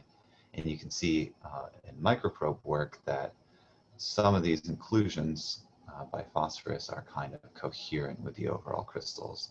I'm skipping through a lot of microprobe stuff very quickly, but the bottom of the line is large silicic glassy inclusions inside these olivines. Some of them very beautifully, almost textbook shape with either triangles or that double hourglass shape. If you know, you know. And so I wanted to take a look at these as well as the whole rock in general. All right. And so what we see with our major elements is that the whole rock for Overo, as well as the unevolved melt inclusions, look like arc members, but they could also be argued to be back arc end members, just based off of these traditional classifications. They're sitting here in medium K, but right, there's still a little bit of that ambiguity from this is all CVZ data for the main arc and back arc. But these melt inclusions form these nice three populations in major chemistry. We have this really high silica one, which I'm interpreting as capturing of some of those late stage xenoliths. But more interesting is in the less involved melt inclusions, we have ones that are very, very similar to the whole rock, so capturing of the host material. But we also have these other melt inclusions which are firmly within the basalt zone. You can see them here in basalt classification that are definitively less evolved than the overall rock. So that's interesting right away. To show though that these are actually part of this magmatic system, we can look at trace elements. And this data set, as you can see, is a little bit incomplete. But Cerro Overo is this, the Mar whole rock is this dark gray. And you can see that its normalized trace elements track pretty well with the arc, the main arc front of the post-Miocene CVZ volcanism. It's got, you know, most notably that nice little niobium tantalum trough connected with subduction zone magmatism, as opposed to back arcs, which show this kind of interplate basalt character. This is an actual back arc one right there without that trough. And our melt inclusions from LAIC PMS data also show that depletion, especially in niobium as well. So giving us a hint, I think pretty clear sign right now that we're looking at the trapping of earlier melts in the system that are at the very least have the same flux melting traditional subduction origin and aren't part of this back arc interplate delamination depressurization melting. So usually people will do what is it, lanthanum tantalum after following that K et al. Paper from '94. I didn't have all that data, so I used barium niobium, which is just another way to show that depletion in those trace elements that aren't mobile in a flux melting environment. And we can again see that those mafic conclusions plot within the exact same trace element range as the whole rock. And they also plot right on this range of rocks along that lineament also seem to have an interesting trend as well. I think that's a great area for additional research. There hasn't been too many papers on the many different rocks erupted on the COT, and I suggest you all check it out. All right, so accepting that, if you accept that argument that these are arc rocks with melt inclusions that have trapped some sort of melt that is an arc material, no matter how it might have been modified by post-crystallization stuff, which I try to avoid, we can still look at the isotopes of those melt inclusions because those should not be affected by any of the crystallization processes that could occur in a melt inclusion trapped in olivine. We also use the entirety of the inclusion, so well, anyway, the overall idea is that strontium fits nowhere in the olivine crystal lattice. So if you take a whole crystal with a single large inclusion in it and you extract through careful column chemistry that strontium and run it through a TIMS, you should be able to get the isotope characteristic of that inclusion material. You can see by the number of data points on this chart here that it's very difficult, and a lot of the samples process didn't quite work.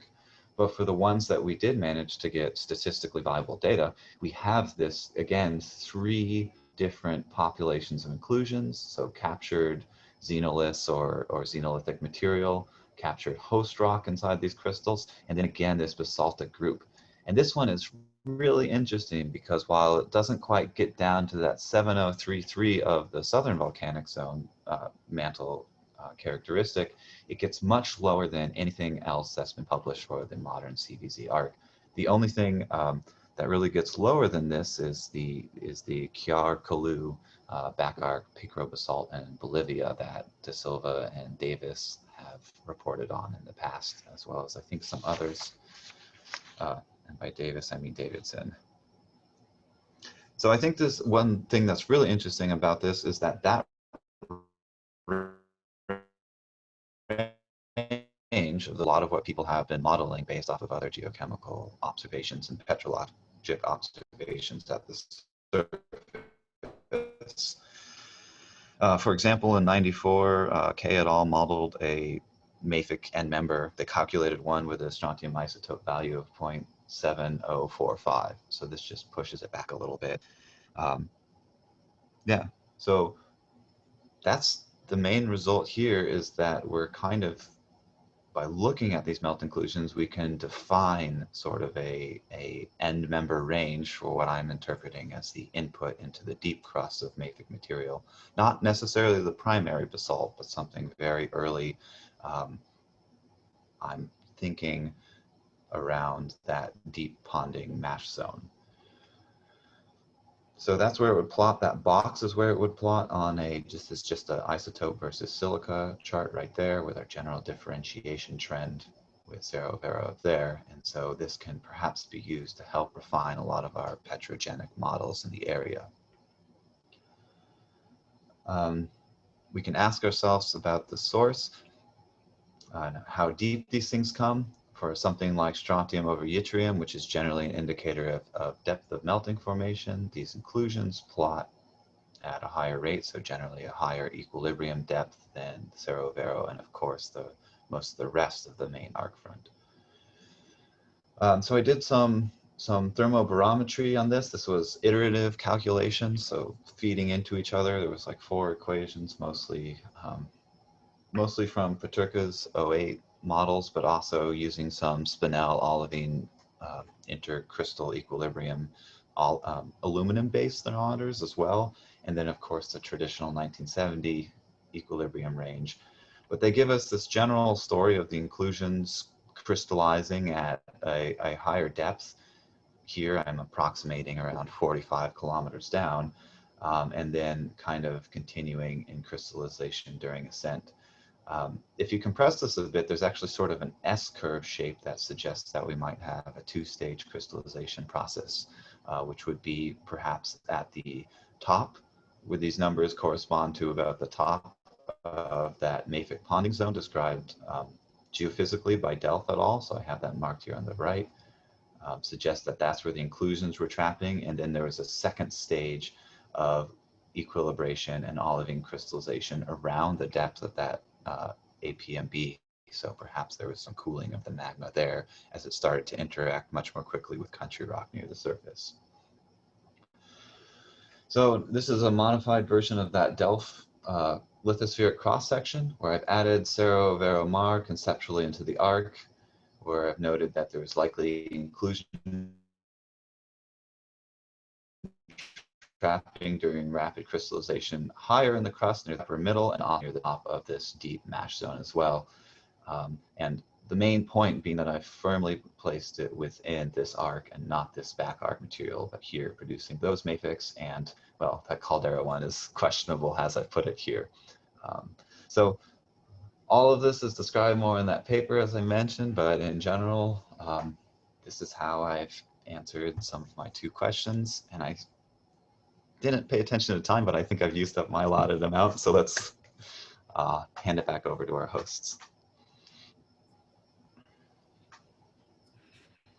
Okay, thank you very much, Brennan. We have time for one question. If there is someone who can't raise their hand to ask directly, or do in the chat. If not, we have time to, you can write in the chat and make the question directly to the speaker. I see a question from Claudia Canatelli.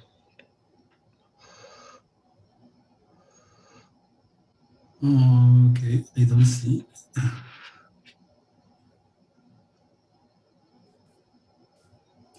Hello, can you hear me? Yes. Yes. Yes, okay. Now, here we go.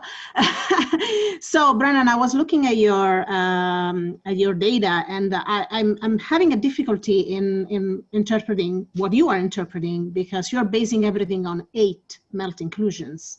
Or is something more that you haven't showed? Because, I mean, 8 melt inclusions, which we don't even know if they are melt inclusion assemblages or are like just single melt inclusions. The picture you showed, the melt inclusion doesn't even seem glassy. So aren't you showing things, or am I missing something? There are definitely a lot of open question marks in this project, which is why I'm trying to present it kind of as this is a starting point from which we can move forward.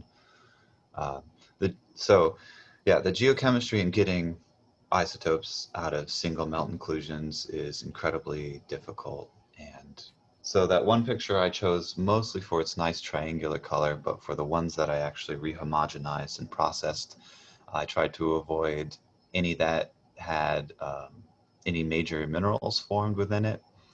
And we tried to avoid ones that had more than just one melt inclusion.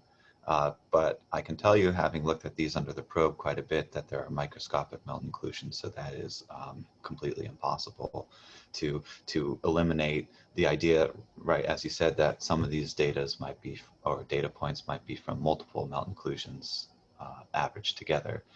But the point is this very, very low values, there's not really processes that would drive the strontium ratios down. Most things that would affect our melt inclusions or the trapping of specific minerals within them, we would expect to perhaps have higher melt inclusion strontium isotope values. So the real interesting thing is that we are hitting such low numbers, and yeah, I mean, maybe I should do a better picture. Yeah, so this one is, that dark spot is not a mineral in there. This one, they're very hard to photograph, but that one was pretty much pure glass, and we did rehomogenize them before analyzing them also in by microprobe. And in fact, by microprobe, by very, very, very few minerals were found inside of these. But you're right, there is a lot of open questions going on, and having such few data points is an issue. And that's part of why I wanted to get this out, is because I'm currently not in a place where I have the research capability to spend, you know, this was essentially 2.5 months of geochemistry just to get these. So yes, please someone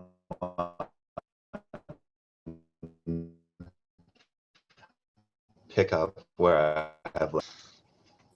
Okay, yeah, thank you very much, Bernard. There is another question by Francis Digan. You can ask, please, you can answer in the chat directly. We don't have That's a good question, and the answer is yes. Doing TIMS on these things consumes them completely, which is another major, really slows down a lot of the analysis. So again, this is something I want to get more people involved in. Okay, thank you, Bernard. Then we have the next presentation from Morgan Salisbury, who is talking about the volcanism on the Serranía Intersalar, Bolivia, a temporal and geochemical evaluation of an arc to rear arc transect across the heart of the central Andean plateau. Welcome, Morgan. You can share your screen.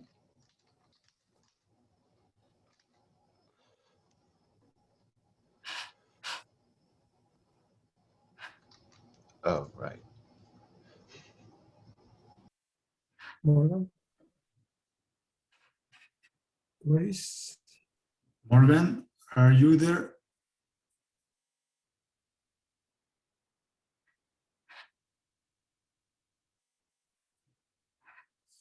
Oh, okay. So, well, It's not. yeah, he's not there. Maybe Brennan, you can answer the question, so we have some minutes. Please, the question from Francis Digan. Yeah, so Francis's question was, are these materials consumed during analysis? Which they are.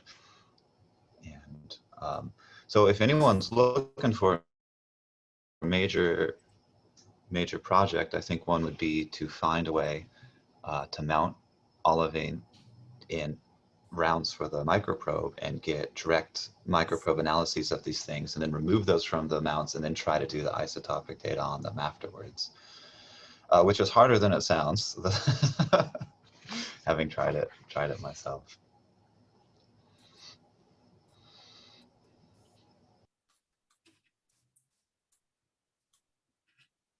Okay.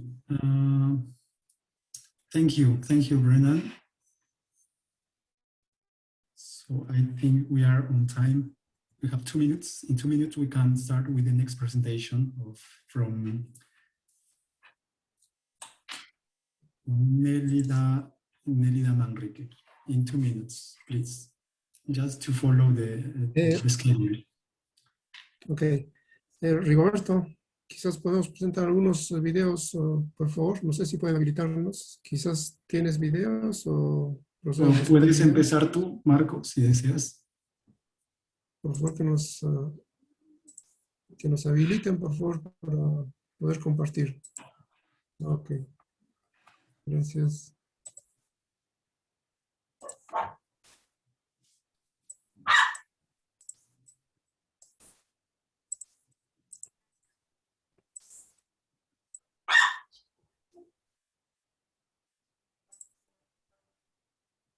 Los volcanes son grandes estructuras terrestres que se conectan con el interior de nuestro planeta y a través de los cuales se expulsa magma o roca expelida hacia el exterior. Algunos volcanes, como los que se ubican en el Perú, expulsan el magma en forma de partículas sólidas como ceniza, gómez, escoria o bloques de roca llamados proyectiles balísticos.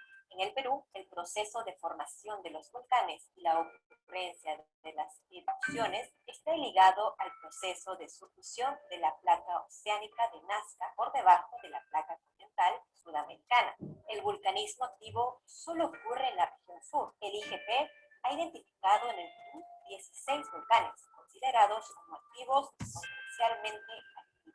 Los 12 de mayor riesgo para la población son vigilados en tiempo real por el IGP a través del Centro Vulcanológico Nacional, el Servicio Oficial del Estado peruano, responsable del monitoreo y alerta de erupciones volcánicas. El Instituto Geofísico del Perú, con base en los trabajos de monitoreo volcánico que realiza de manera permanente y en tiempo real, mediante estaciones geofísicas, drones e imágenes satelitales y trabajo de campo, ha desarrollado un modelo de pronóstico de erupciones volcánicas que permite identificar las primeras señales asociadas a una reactivación volcánica. Este modelo ha sido clave para emitir las alertas oportunas de las erupciones del volcán Pinas en el 2013 y 2019, del volcán Sabancaya en el 2016. Para fortalecer la comunicación de las alertas volcánicas, el IGP ha desarrollado un aplicativo denominado Volcanes Perú. Esta herramienta móvil gratuita te permitirá mantenerte informado en todo momento con información oficial, precisa y veraz generada por el IGP. No lo olvides, la mejor manera de estar preparados para una erupción volcánica es conocer los peligros que puede generar el volcán. Así, el Instituto Geofísico del Perú continúa haciendo ciencia para protegernos, ciencia para avanzar. Gobierno. Ok, gracias. Thank you. We will continue. The next speaker is our colleague Nelida Manrique, who is going to present pre-eruptive magmatic process associated with the historical 218 plus or minus 14 ABP explosive eruption of Tutupaca volcano. Ok, Nélida, welcome, bienvenida Nélida. Adelante, por favor. Thank you very much. I'm sorry, but I will do the presentation in Spanish. I will present my slides. Okay. Listo. Ok. Nuevamente, buenos días. Muchas gracias por la presentación. Antes de comenzar esta presentación, quisiera mencionar que este trabajo ha sido realizado gracias a la colaboración que existe entre el INGEMET, la Universidad de Clermont-Auvergnat, el Laboratorio Magmas y Volcanes y el IRD. El Tutupaca es un volcán que está localizado al sur del Perú, en la región de Tacna, forma parte de la cordillera, de la Zona Volcánica Central de los Andes, y está muy cerca a otro volcán conocido también como Yucamán. Quería mencionar de que el Tutupaca está cerca al Yucamán porque cuando iniciamos los estudios en el Tutupaca, habían algunos reportes históricos que decían de que la erupción de Tutupaca que había habido una erupción, perdón, hace 200 años y que posiblemente había sido del Tutupaca. Y otros reportes mencionaban al Yucamán. Entonces, hacer este estudio fue clave para poder finalmente saber a cuál de estos dos volcanes correspondía la erupción de hace 200 años, ¿no? Aquí uno de los textos que encontramos en alguno de los reportes históricos.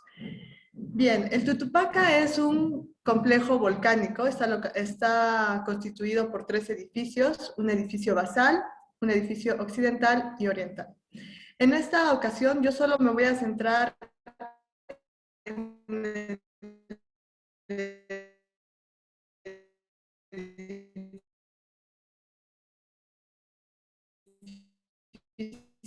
orientación sobre todo el complejo del Tutupaca. 7 domos que han sido afectados por una escarpa de colapso y que ha sido producto de una erupción que sucedió, como les mencionaba, hace 200 años y que gracias a los trabajos que hemos realizado se ha podido corroborar con dataciones de carbono 14.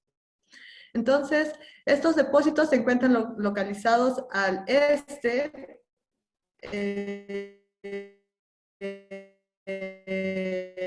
en la quebrada, y también están localizados al noreste, el depósito de corriente piroclástica de densidad que está en la Pampa Paipalja y que lleva ese nombre y que también está intercalada con un depósito de avalancha de escombros que lleva el mismo nombre, Paipalja. Bien, también es importante mencionar de que este volcán está controlado por fallas normales que atraviesan el volcán, tal como podemos ver aquí en esta imagen.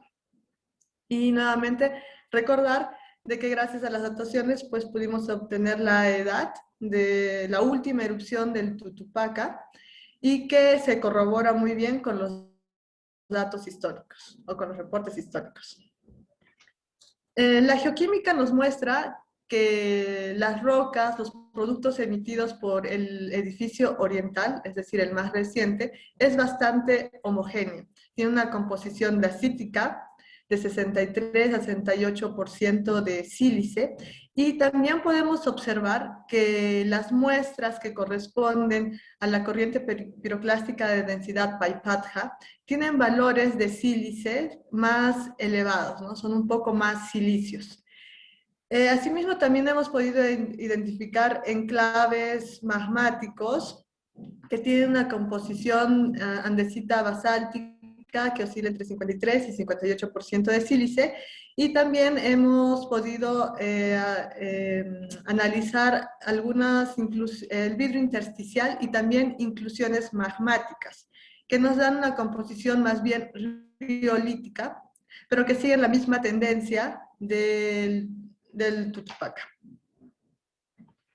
La petrografía nos muestra de que las rocas del complejo, las rocas del Tutupaca tienen una mineralogía bastante homogénea también, constituidos principalmente por plagioclasa, anfíbol, biotita, clinopiroxeno, óxidos de fierro y titanio, con fases accesorias como esfena, apatita y cuarzo.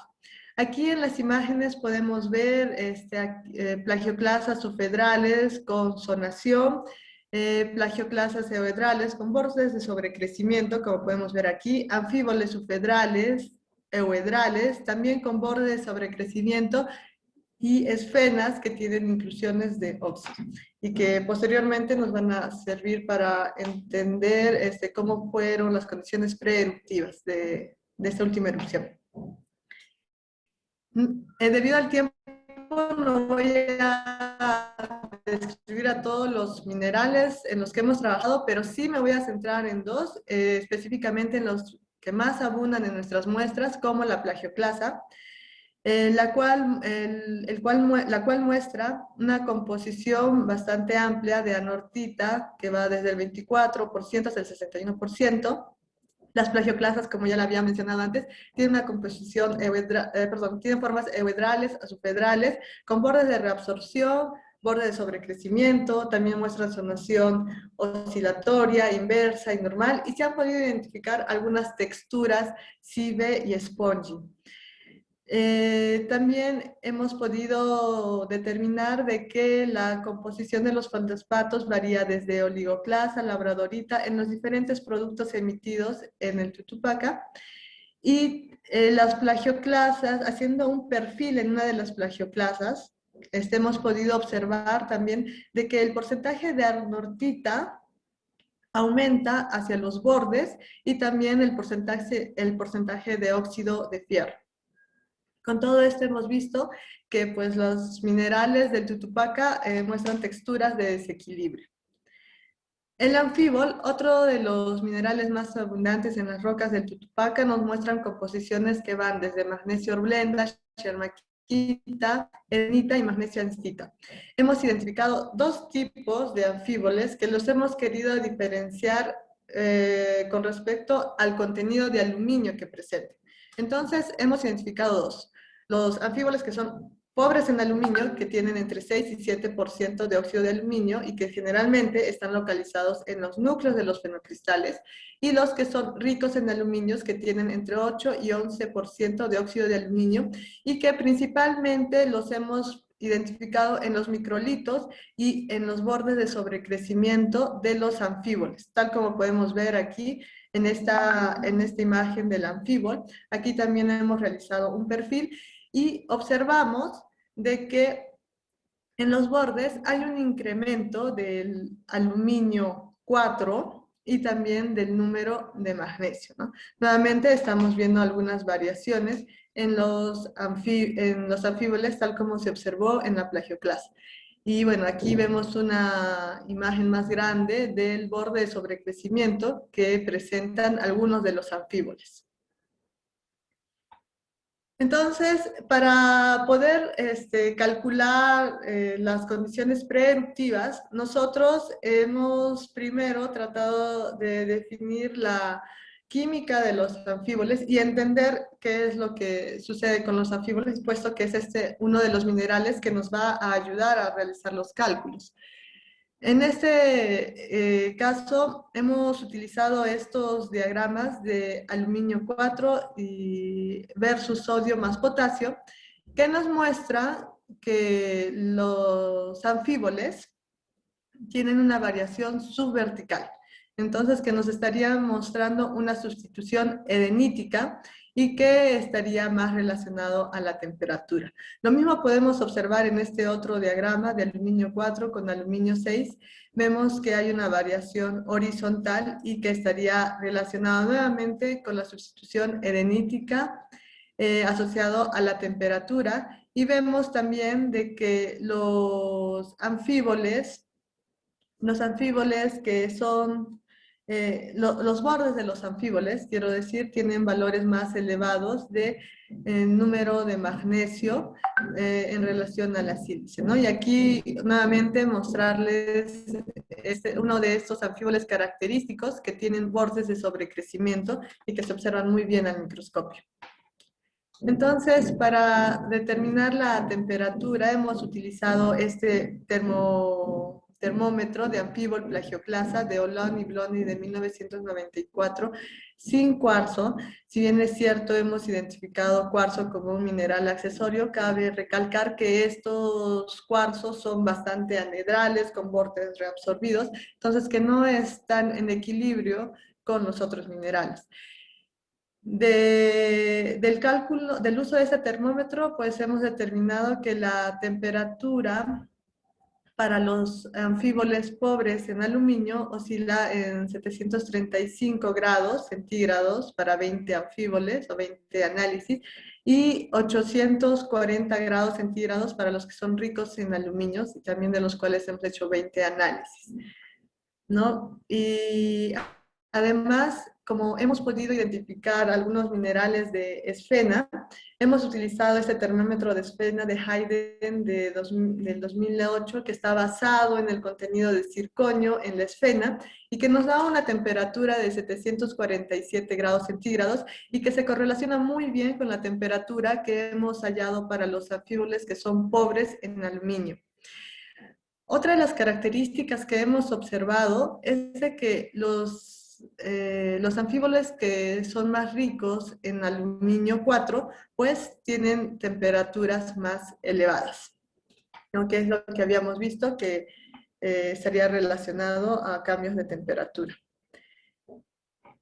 Para calcular la presión, como sabemos, para utilizar los barómetros es importante tener en cuenta la mineralogía con la que cuenta la roca. Y afortunadamente, en nuestro caso, la mineralogía de las rocas del Tutupaca coincide muy bien con la mayoría de los barómetros que se han calibrado.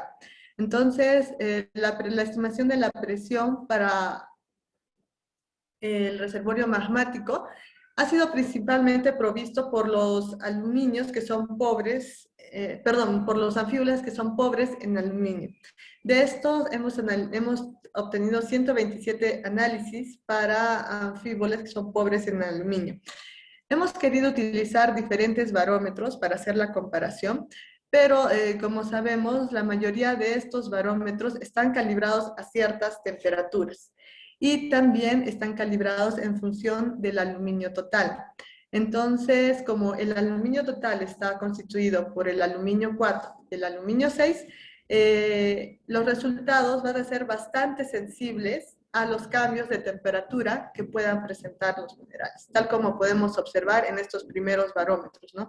Vemos que para los anfíboles que son bajos en aluminio, las temperaturas son bastante bajas, las presiones son bajas, mientras que para los que son ricos en aluminio, pues las presiones son mucho más elevadas, ¿no? Casi del doble a más.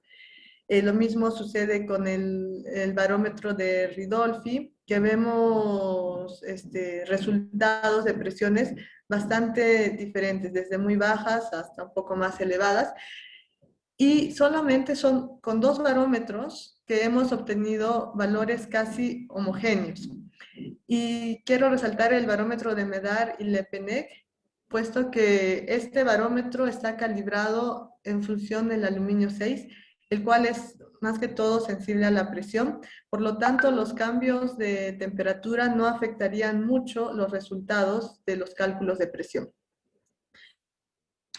Y es este barómetro que nos da una presión más acertada del reservorio magmático.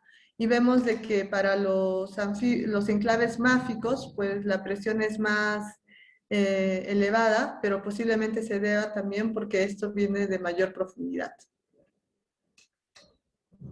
Entonces, para explicar qué es lo que sucedió en la cámara magmática del Tutupaca, hemos querido utilizar este diagrama de anortita en función del óxido de fierro, de las plagioclasas. Las plagioclasas del Tutupaca nos muestran de que ha habido procesos de mezclas físicas limitadas, ¿no? Aquí, por ejemplo, podemos observar algunos otros ejemplos más, como el de Mistiandawa y el Sufriargil, que tienen procesos de mezcla mucho más complicados. En el caso del Tutupaca, de este último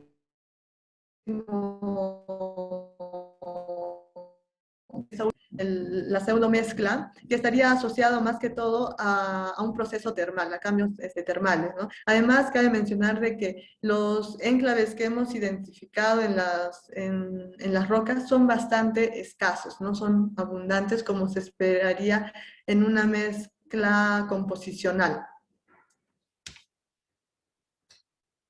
Finalmente, para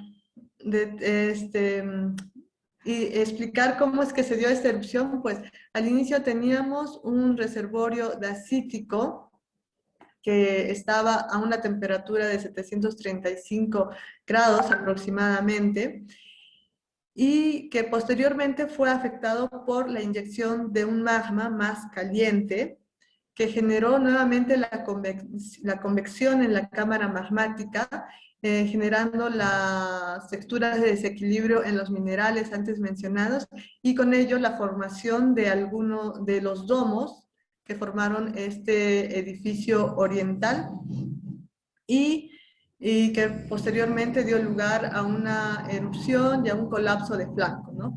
Entonces, esta cámara magmática antes de la erupción posiblemente estuvo después de la mezcla obviamente estuvo con una temperatura de 840 grados centígrados.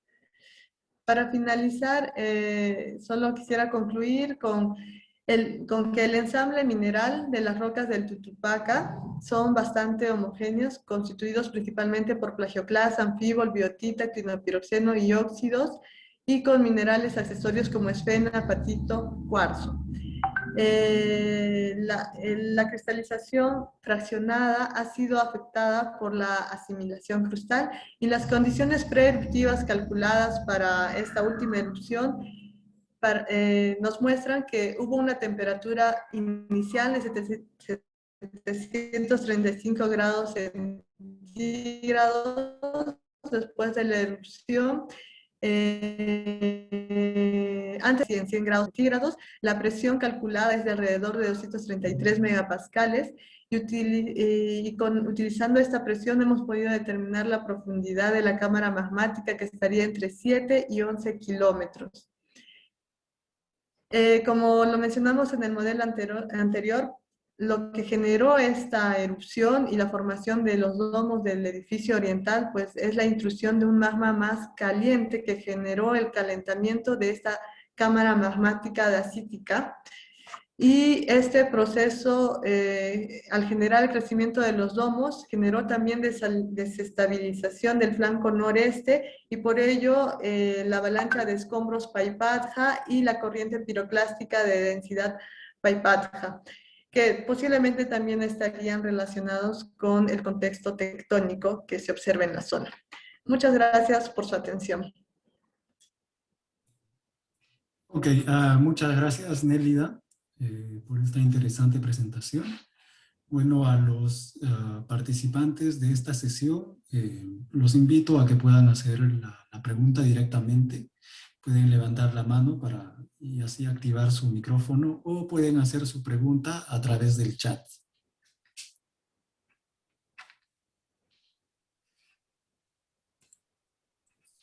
Y mientras esperamos si hay alguien que se anime a hacer una pregunta,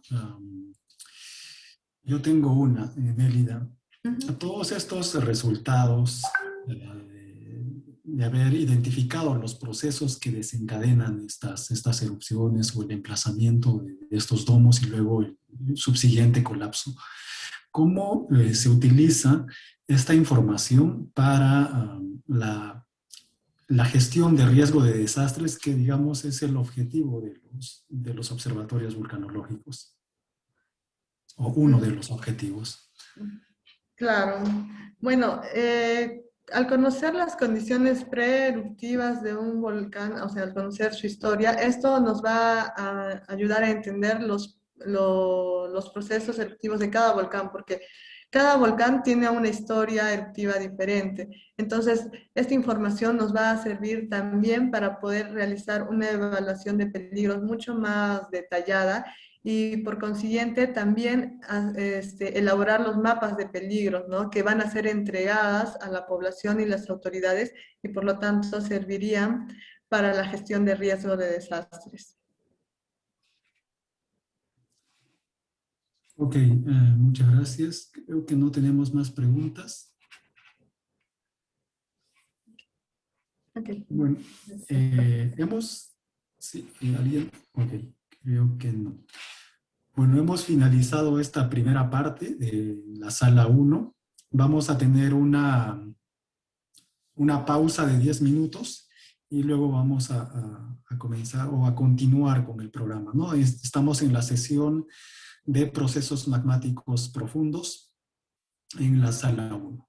¿Ok? Entonces tomamos una pausa de 10 minutos y nos volvemos a ver. Ok, gracias.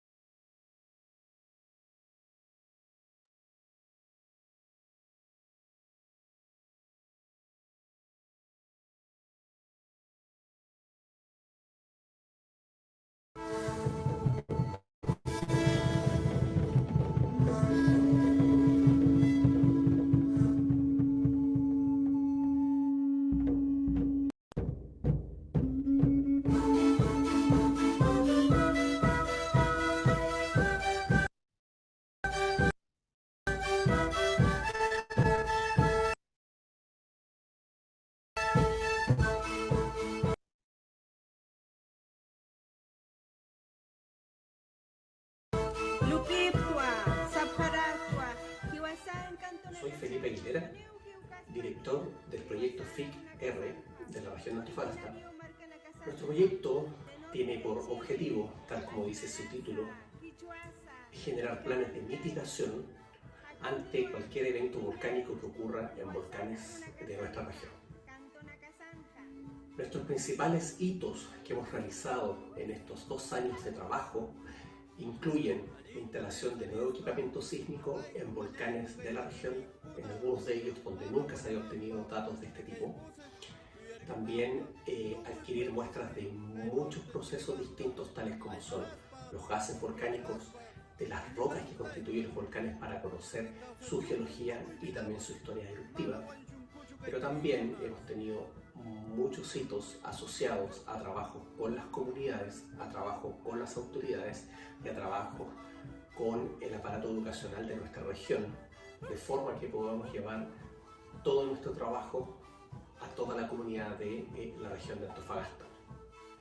Los principales beneficiarios de este proyecto precisamente corresponden a nuestras autoridades regionales, provinciales, pero también autoridades locales tales como municipalidades e incluso presidentes y las comunidades mismas.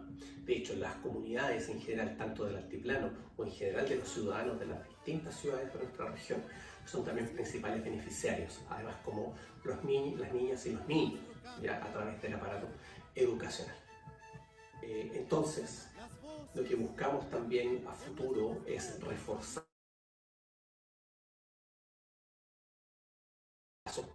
con estos distintos grupos de beneficiarios, de forma tal de que el proyecto tenga un impacto real y muy profundo en toda nuestra comunidad, de forma que generemos planes de mitigación que sean realmente aplicables y que cuando ocurra un evento podamos responder no solo nosotros como un ente de investigación, sino que también las autoridades pueden responder adecuadamente al requerimiento y las comunidades también sepan muy bien qué tienen que realizar y enfrentar cuando ocurra una próxima erupción volcánica.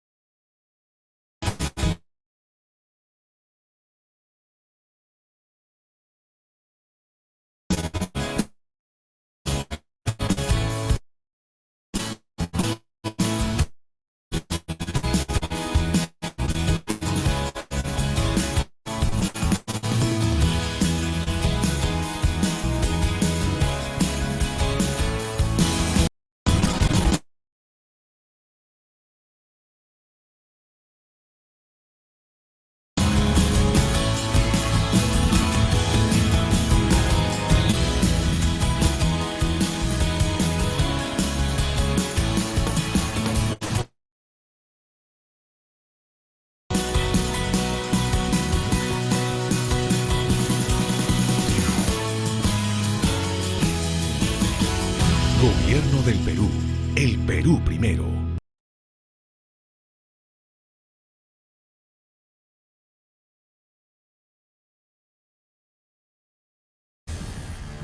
Cuando sintieron el estruendo en la mañana, tuvieron que... Nos encontramos con la gente que viene escapando del volcán. Se ordenó la evacuación. Nos estamos retirando porque los vecinos nos están diciendo que aparentemente hay actividad. Los volcanes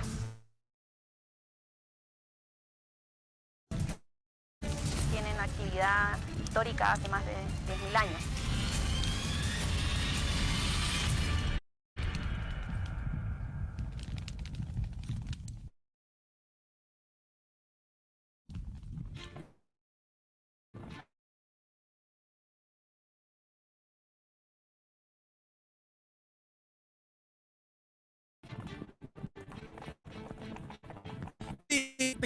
Sí, pero si Chile tiene una vasta experiencia. En los últimos 100 años, 20 volcanes han desatado su furia, el piroclástico, lava. Está en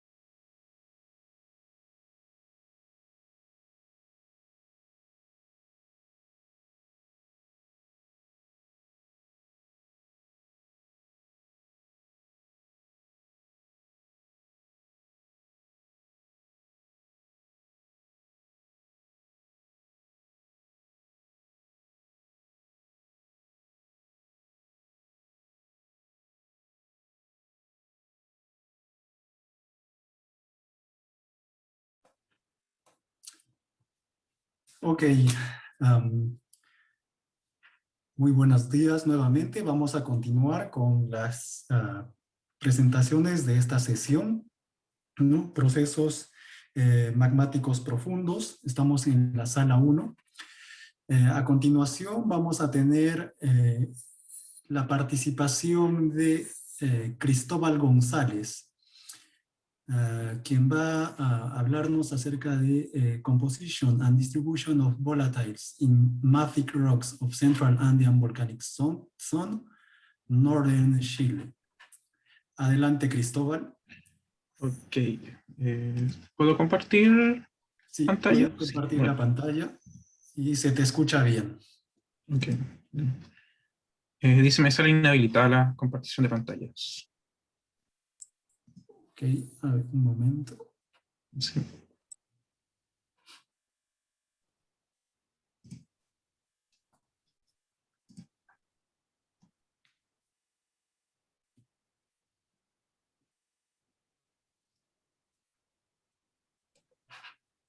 A ver si puedes intentar ahora otra vez. Ok. No.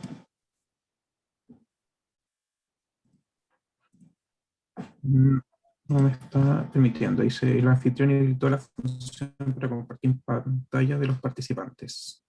Me sale ese mensaje.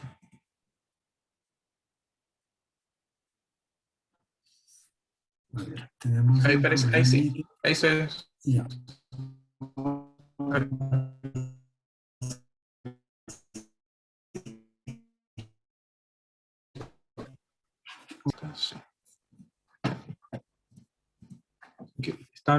¿Se ve la presentación? Sí, se ve muy bien. Adelante.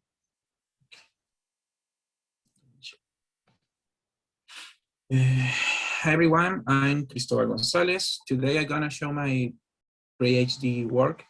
Sorry, but this talk I'm gonna do in Spanish, so I'm gonna try to put almost point in the presentation. So. Bueno, a continuación voy a presentar la siguiente investigación, que es parte de mi proyecto de investigación de doctorado en la Universidad Católica del Norte. Se denomina, esta parte es todavía un trabajo en desarrollo, se titula Composición y distribución de volátiles en rocas máficas de la zona volcánica central del norte de Chile. Este trabajo se realizará en colaboración dentro del núcleo de investigación de riesgo volcánico Ckelar con Carnegie y con la Universidad de Brown. Como aspectos generales, con respecto a los volátiles presentes en la zona volcánica central, en general en la zona de arco, los volátiles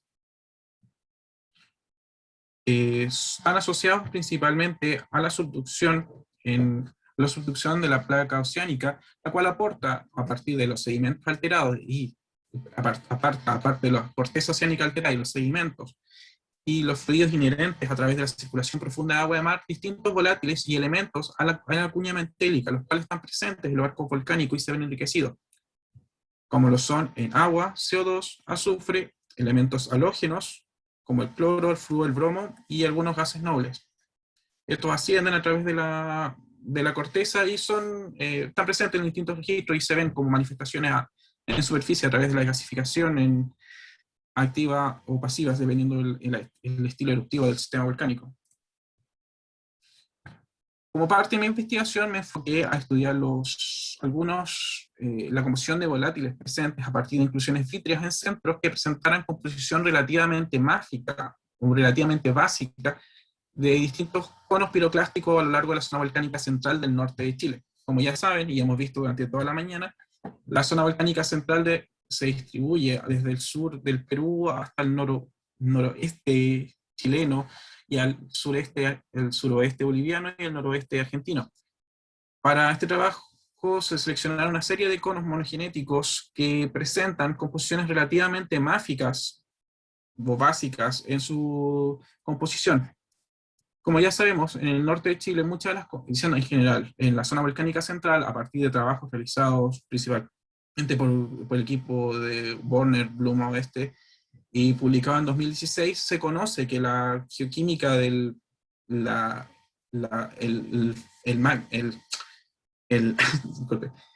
geoquímica tiene tres miembros extremos que componen la composición de los magmas presentes en la zona volcánica central, asociado a un magma de trasarco, a un magma de composición relativamente altoalcalina asociada a arco y a fundidos netamente corticales que han aportado a la distinta variación de la composición química de los magmas presentes en la zona volcánica central y también a los distintos productos. Para este trabajo se analizaron se analizaron depósitos de piroclásticos asociados a conos de cobre ubicados en el volcán, entre ellos el volcán de Jata, que es un cono de flujo de lava hacia el lago Chungará, y a los productos asociados del sistema volcánico con un número de magnesio cercano a 31 a 39, número de magnesio, y tiene una edad aproximada de 4,8 mil años de actividad. Y la composición general de los productos son de composición escítica basáltica. Igual otros más al sur, ya ubicados a los 21 grados sur, tenemos algunos depósitos que presentan, depósitos piroclásticos que presentan fenocristales, como el anillo de toba de luna de tierra, ubicado a los 21 grados sur, que presenta una composición relativamente mágica, un poco más evolucionada que la anterior, y un número de magnesio entre 48 y 39 número de magnesio, más con una composición más relativamente andesítica y una edad un poco más antigua posiblemente que el volcán de Jata. No hay dataciones al respecto. El cono de escoria La Poruña, que se encuentra a los 21 grados sur, un poco más al sur de luna de tierra, el cual presenta una variación de composiciones entre los 56 y 59% en sílice, y un número de magnesio relativamente mucho más alto, hasta un 62,6 número de magnesio, con composiciones principalmente de andesitas de piroxeno, y con presencia de fenocristales. Y otros centros que fueron estudiados, que se recolectaron muestras, fueron del mar Cerro Vero, el cual ya fue presentado anteriormente, y que realizó un gran trabajo Brennan Van der Vetter en este sitio, en donde a partir de su trabajo principalmente son la datación de 77.000 años, y que presentan depósitos de composición basáltica andesítica con un número de magnesio relativamente alto, cercano a 77 número de magnesio. y con presencia de fenocristales. Y un poco más al sur, ya a los 26 grados sur, ya el cono de escoria del volcán del Inca, el cual presenta un número de magnesio de 48 número de magnesio, un silicio, y una composición más basalto andesítica, principalmente. Como vieron, la mayoría de estos depósitos fueron estudiados, se estudiaron principalmente los depósitos piroclásticos, dado que el fin de este estudio era estudiar la composición de los volátiles presentes dentro de los minerales presentes en los depósitos piroclásticos de estos conos, de estos distintos conos, distintos tipos de conos, depósitos piroclásticos. Porque se estudian los depósitos piroclásticos debido a que presentan una menor pérdida o difusión de hidrógeno al momento del entrampamiento y se enfrían mucho más rápido, por lo cual permiten evaluar condiciones con menos pérdida de valores de agua, que es un valor que se busca evaluar tratado de evaluar en este estudio.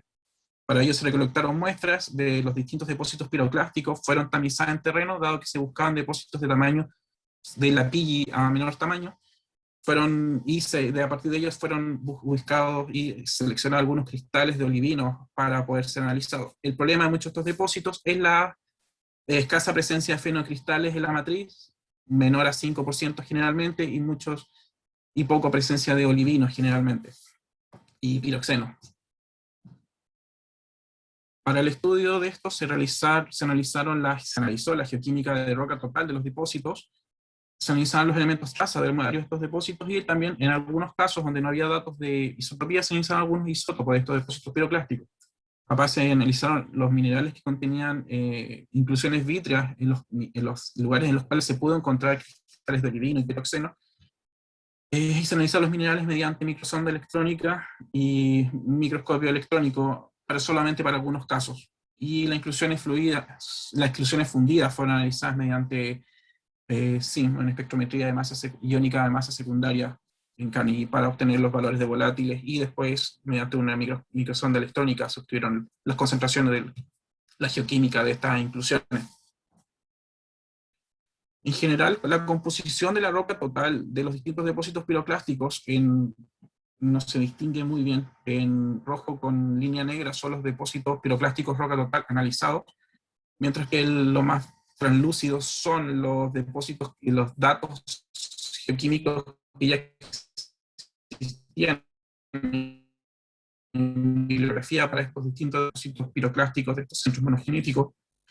En general están publicadas y indican que la mayoría de estos depósitos piroclásticos, la roca total es de composición basalto andesítica, principalmente correspondiente a las series calco-alcalina de medio o alto potasio, a excepción del ajata, que es un poco más rica en elementos alcalinos. Pero en general siguen esa misma tendencia. Y con respecto a los elementos trazas de estas rocas, de estos depósitos en general presentan patrones típicos. Si analizamos elementos trazas de arcos volcánicos con un fuerte enriquecimiento en el caso de estos centros monogenéticos en rubidio y bario, y elementos son altamente móviles. Y la típica anomalía de neobiotario en estos tipos de depósitos de arcos volcánicos. Como caso particular, los análisis de tierras raras de estos depósitos mostraron patrones relativamente con un fuerte empobrecimiento en tierras raras pesadas en comparación con las tierras raras livianas que se analizaban más anterior, pero en general todos presentan como patrones muy similares. En rojo son los de Jata, en amarillo los de Luna, la del parte más sur del sitio de estudio, y el verde de Puriñita y celeste de Overo.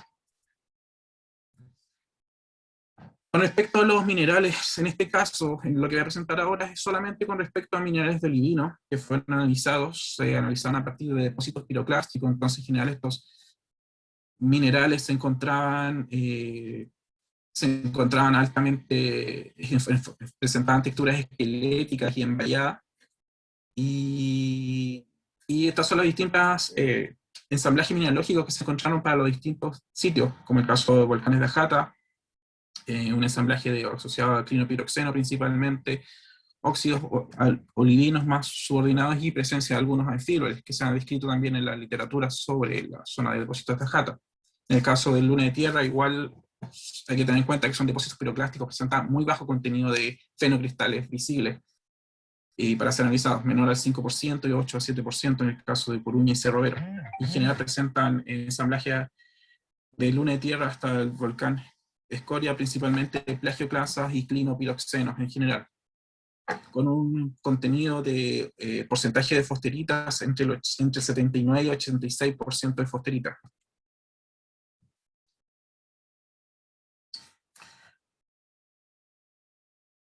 Con respecto a las inclusiones fundidas presentes en los olivinos que fueron estudiados, del total de muchas muestras, se trataron de recolectar alrededor de 100 cristales por cada sitio. Al final, solamente algunos cristales tenían un tamaño relativamente suficiente y con presencia de inclusiones vítreas relativamente grandes para poder ser estudiadas, debido a que muchos de los cristales presentaban, eran menores a 5 milímetros, los presentes en los fenocristales. Y de ellos, la mayoría presentaban inclusiones de tamaños entre los 10 a 140 micras. Generalmente estaban distribuidos entre el centro al borde del cristal, estas inclusiones vítreas, y el tamaño variaba, como dije, entre 10 a 140 micras, y la mayoría estaban relativamente, presentan textura glassy o vidriada, relativamente homogénea. Al evaluar el diagrama de Rode de las distintas composiciones de las inclusiones vítreas con respecto a la composición del mineral, y también acá en este diagrama está la composición del fundido, que son los cuadrados, y los en círculo, perdón, son la composición de la inclusión vítrea con respecto al la composición del contenido del número de magnesio de la inclusión vítrea con respecto al número de magnesio del olivino. Con respecto a la constante, el coeficiente de partición de hierro-magnesio, se observan que estas se encuentran desplazadas con respecto al coeficiente de partición, lo cual indica para el caso de las inclusiones vítreas que estas deben ser corregidas porque han sufrido procesos de post-entrampamiento, los cuales han modificado la química la geoquímica del interior de esta inclusión, debido a un intercambio de hierro y recristalización de hierro al borde de la inclusión. Mientras que los depósitos de roca total, los datos de roca total, que son los cuadrados más translúcidos en este gráfico, indican que en el depósito igual hay ocurrido, a nivel de la fuente, ha ocurrido una extracción o un fraccionamiento de olivino previamente, que ha generado que esto no se encuentre, la composición de la roca total, en equilibrio con los olivinos presentes en el sitio, de acuerdo a este diagrama de Rode.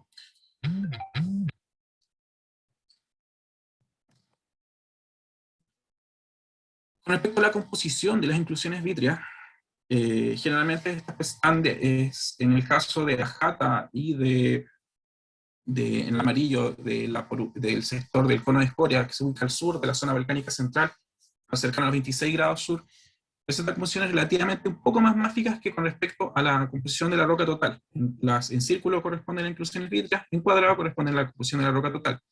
Mientras que por lo menos los que yo pude analizar, presentan composiciones relativamente, en el caso de Overo, Coruña y Luna de Tierra, presentan composiciones relativamente un poco más ácidas con respecto a la composición incluso de la roca total, de las inclusiones vítreas. Entonces indica que fueron entrampadas posteriormente al proceso de formación del cristal o en unas condiciones magmáticas un poco distintas con respecto a la cristalización en sí del olivino.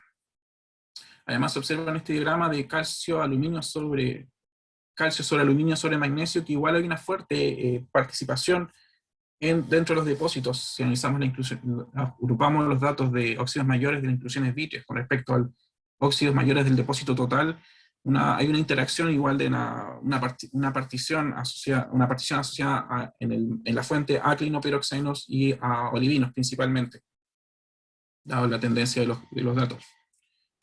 Y con respecto al contenido de sílice, el magnesio se observa que igual el contenido de magnesio a nivel de las inclusiones vítreas presenta una disminución con respecto a la diferenciación magmática de estos depósitos, de estas inclusiones vítreas en este caso. Con respecto al análisis realizado mediante SIM en círculos sobre las inclusiones vítreas, se observa que en general los valores se ven muy pequeños, disculpen, de agua y CO2 se encuentran relativamente bajos con respecto a lo que se esperaría encontrar en un arco volcánico, que normalmente se encuentran cercanos, en el caso del agua, entre 4 porcentaje en agua, en lo que pude obtener en este estudio, las concentraciones de agua fueron relativamente bajas y cercanas, menores al 2 y en promedio cercanas al 0,5% en agua, 0,4% en agua en el caso de las inclusiones vítreas dentro del IVINOR. Y en el caso de del CO2, dióxido de carbono, igual se encontraban concentraciones relativamente bajas, cercanas a los 30 ppm.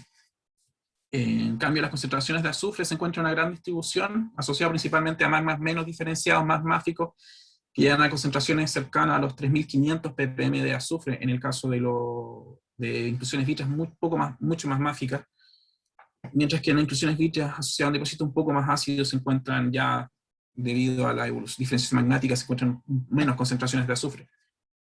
Con respecto al cloro, se observa que igual tiene una tendencia muy gruesa a disminuir con respecto a la diferenciación magmática, y al mismo que el flúor, que pueden estar controlados un poco, posiblemente pueden estar controlados al comparar el flúor y el cloro con respecto al sílice, puede haber un control asociado a la diferenciación magmática, que puedan controlar la distribución de estos volátiles presentes en estos magmas máficos. Con respecto a los magmas, a partir de las ecuaciones que se pueden realizar a través de la geotermometría de Putirka, en el caso del IVINOR, muchos de estos centros están cercanos a temperaturas de cristalización cercanas a los 1130, 1120, 1140 grados centígrados, a pesar de encontrarse en distintas lugares geográficos. Y como caso particular, en el Cerro Vero y en el caso de La Coruña, se asocia mucho del ascenso magmático de estos centros monogenéticos, de la presencia de estos depósitos piroclásticos asociados a estos centros monogenéticos, a un proceso de rápido ascenso asociado a través de una corteza continental engrosada, la cual ha sido afectada tanto por procesos de cristalización fraccionada, asimilación y mezcla, con un ascenso turbulento, asimilación por ascenso turbulento, conocido como proceso ATA. Si vemos los datos de isótopos, son la recopilación de datos isotópicos, los distintos depósitos, muchos de estos centros monogenéticos están de acuerdo con este proceso con respecto al total, los datos recopilados y con los datos que se analizaron, están dentro de los rangos presentes dentro de la zona volcánica central. Y si se observa con respecto al plomo, en el caso de Ajata, que son los rojos, se encuentran en la parte norte de la zona volcánica central del norte de Chile, mientras que en el caso de los restos de las zonas, los puntos se encuentran al sur de la zona volcánica, al sur de la zona volcánica central de Chile. Y generalmente estos cambios asociados a las variaciones de los isótopos de plomo implican que este salto implica que hay una variación en las condiciones corticales que están asociadas a estos magmas. Entonces hay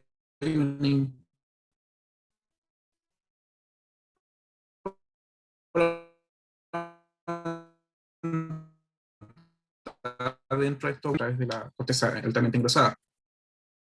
Entonces, las concentraciones volátiles presentes en esta zona, por lo menos los que se han observado en la zona volcánica central, son bajo el 2% de agua, con respecto a los depósitos, con respecto a las inclusiones vítreas encontradas en el IVINOR, con bajas concentraciones de CO2, concentraciones de azufre menores a 3.700 ppm, cloro a 3.000 y flúor a 2.300 ppm. En el caso del volcán de Ajata, se puede estimar mediante barometría de oxígeno y agua, a partir de la inclusión vítrea, se puede determinar que las presiones de exolución, por lo menos de estos volátiles, estarían cercanas a los 632 bares, una profundidad cercana a los 16 kilómetros de profundidad, donde podría ocurrir esta rápida exolución de gases que podrían haber causado en forma general. Igual esto es discutible, una pérdida en el caso de la roca, en los depósitos máficos, una pérdida de volátiles debido a una exolución temprana desde el magma a gran profundidad, también asociado al gran engrosamiento cortical que presenta la zona volcánica central, que podría provocar que estos contenidos volátiles se alteren y se exsuelvan previo a la erupción, a pesar de que se tomó la precaución de analizar rocas que sean rápidamente enfriadas. Y con respecto al cloro, se observa que la concentración de cloro está más limitada a medida que se analizó la distancia con respecto al trench del depósito piroclástico con respecto a la distancia de la ubicación del centro del depósito piroclástico con respecto al trench, y a medida que se aleja el trench, la variación de cloro disminuye a medida que se aleja del trench el sitio de emisión, posiblemente asociado al cloro a aportes desde fluidos marinos de origen oceánico que enriquecen el cloro. Bueno, muchas gracias. Si tienen consultas, le agradecería para mejorar este trabajo. Ok, gracias Cristóbal. Interesante el trabajo que viene desarrollando. No sé si tienen preguntas, por favor. Escribas en el chat. De Claudia parece que hay preguntas. Claudia levantó la mano. A ver, Claudia, por favor. Please.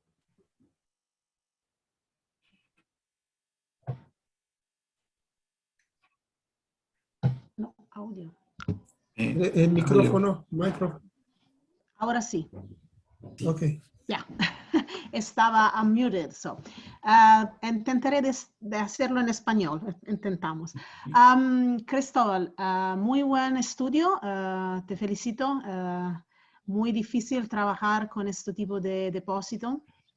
Y mi pregunta es, ¿cómo te explicas esta gran variación de agua, a pesar que sea no más del 2%, pero cómo tú te explicas esta gran variación de agua en melt inclusions que son más o menos de la misma composición? Atrapadas en olivinos que, no sé si me perdí tu información, pero parece que el olivino no es de fosterita 80 y tanto. Sí, fosterita 79 hasta 80. ¿Cómo te explica esta gran variación de 2% y prácticamente 0 en inclusiones que están atrapadas más o menos coevas, ¿no?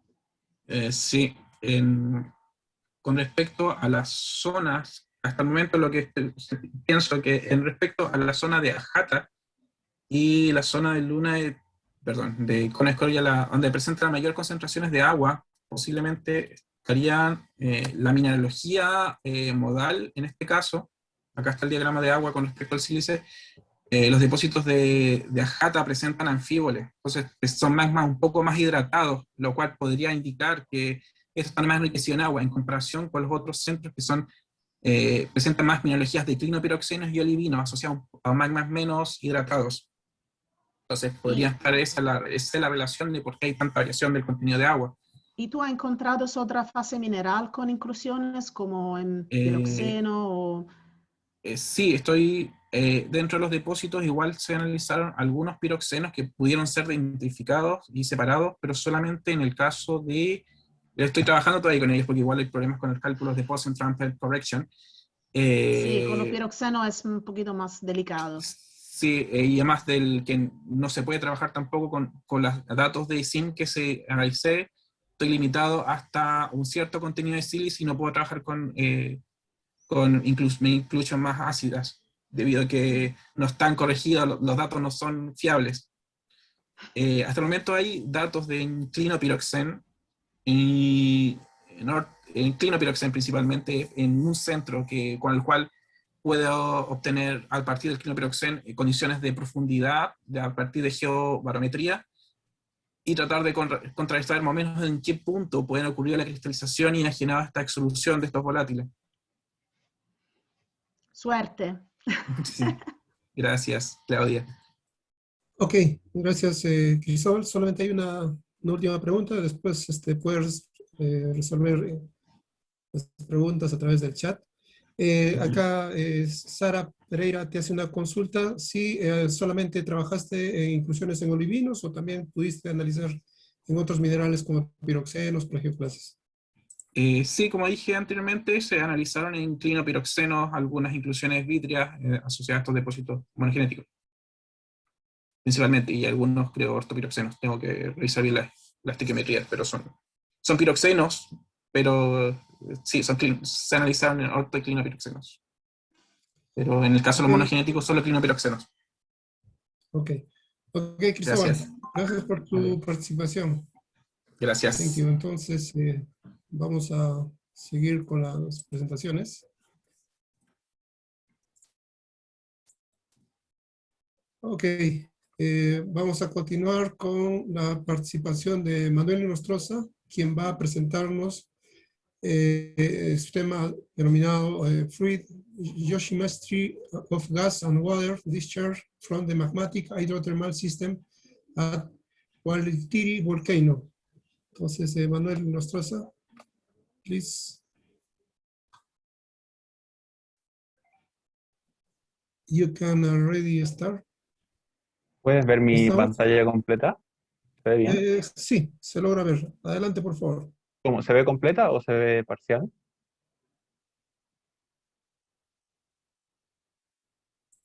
Se ve la pantalla, no sé si puedes Se ve levantar un completa. poco el volumen. Se ve completa, ok. Sí. Okay. Okay, I will present about the Guayatiri volcano, and this work is called Fluid Geochemistry of Gas and Water Discharge from the Magmatic Hydrothermal System at the Guayatiri volcano. This is a part of my PhD project, and I work with different national and international institutions. That here you can see the logo of the institutions. We know that the recurrent volcanic eruptions occur within the central volcanic zone. Around 50 eruptions occur in the last 120 years. The eruptions in Lascar in 1993 was one of the most important in this area, and also currently the ongoing eruption in Sabancaya volcano also is an important focus of interest in this area. Also, in addition to these eruptions that occur in the last year, recent studies show that or evidence the occurrence of big eruptions during the Holocene times. So here on Friday, I think that Fernando Sturiel will present a poster about this kind of eruptions. So we know more or less in the case of Lascar volcano, we know how works this volcano, we know more or less the eruptive mechanism of this volcano. But what happened with this unknown or poorly understood volcanoes? So this is the case of Guayatiri volcano. So Guayatiri is located in northern part of Chile, close to the Peruvian and Bolivian border. Depending of the ranking, is the second or third more active volcano in northern Chile. It presents a permanent glacier cap about 5,800 meters altitude, and also a persistent and vigorous fumarolic activity. Here you can see another view of this volcano. Has been built over an upper Oligocene to Pleistocene basement. The volcano, the base of the volcanic edifice is composed by thick and large lava flows, as you can see here in the part without ice. And in the upper part of this volcano, there is a succession of different lava domes.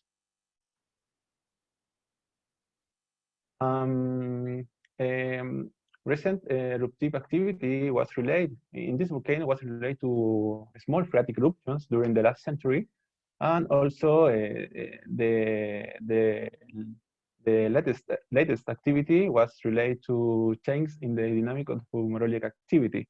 This occurred in 1985 and 2015. In the case of the most recent volcanic unrest, also was accompanied by seismic swarms. Recent works published in this volcano estimate sulfur dioxide fluxes that are within the range of 50 and 123 tons by day. So here you can see the fumarolic emissions different fumarolic emission at Guayatiri volcano.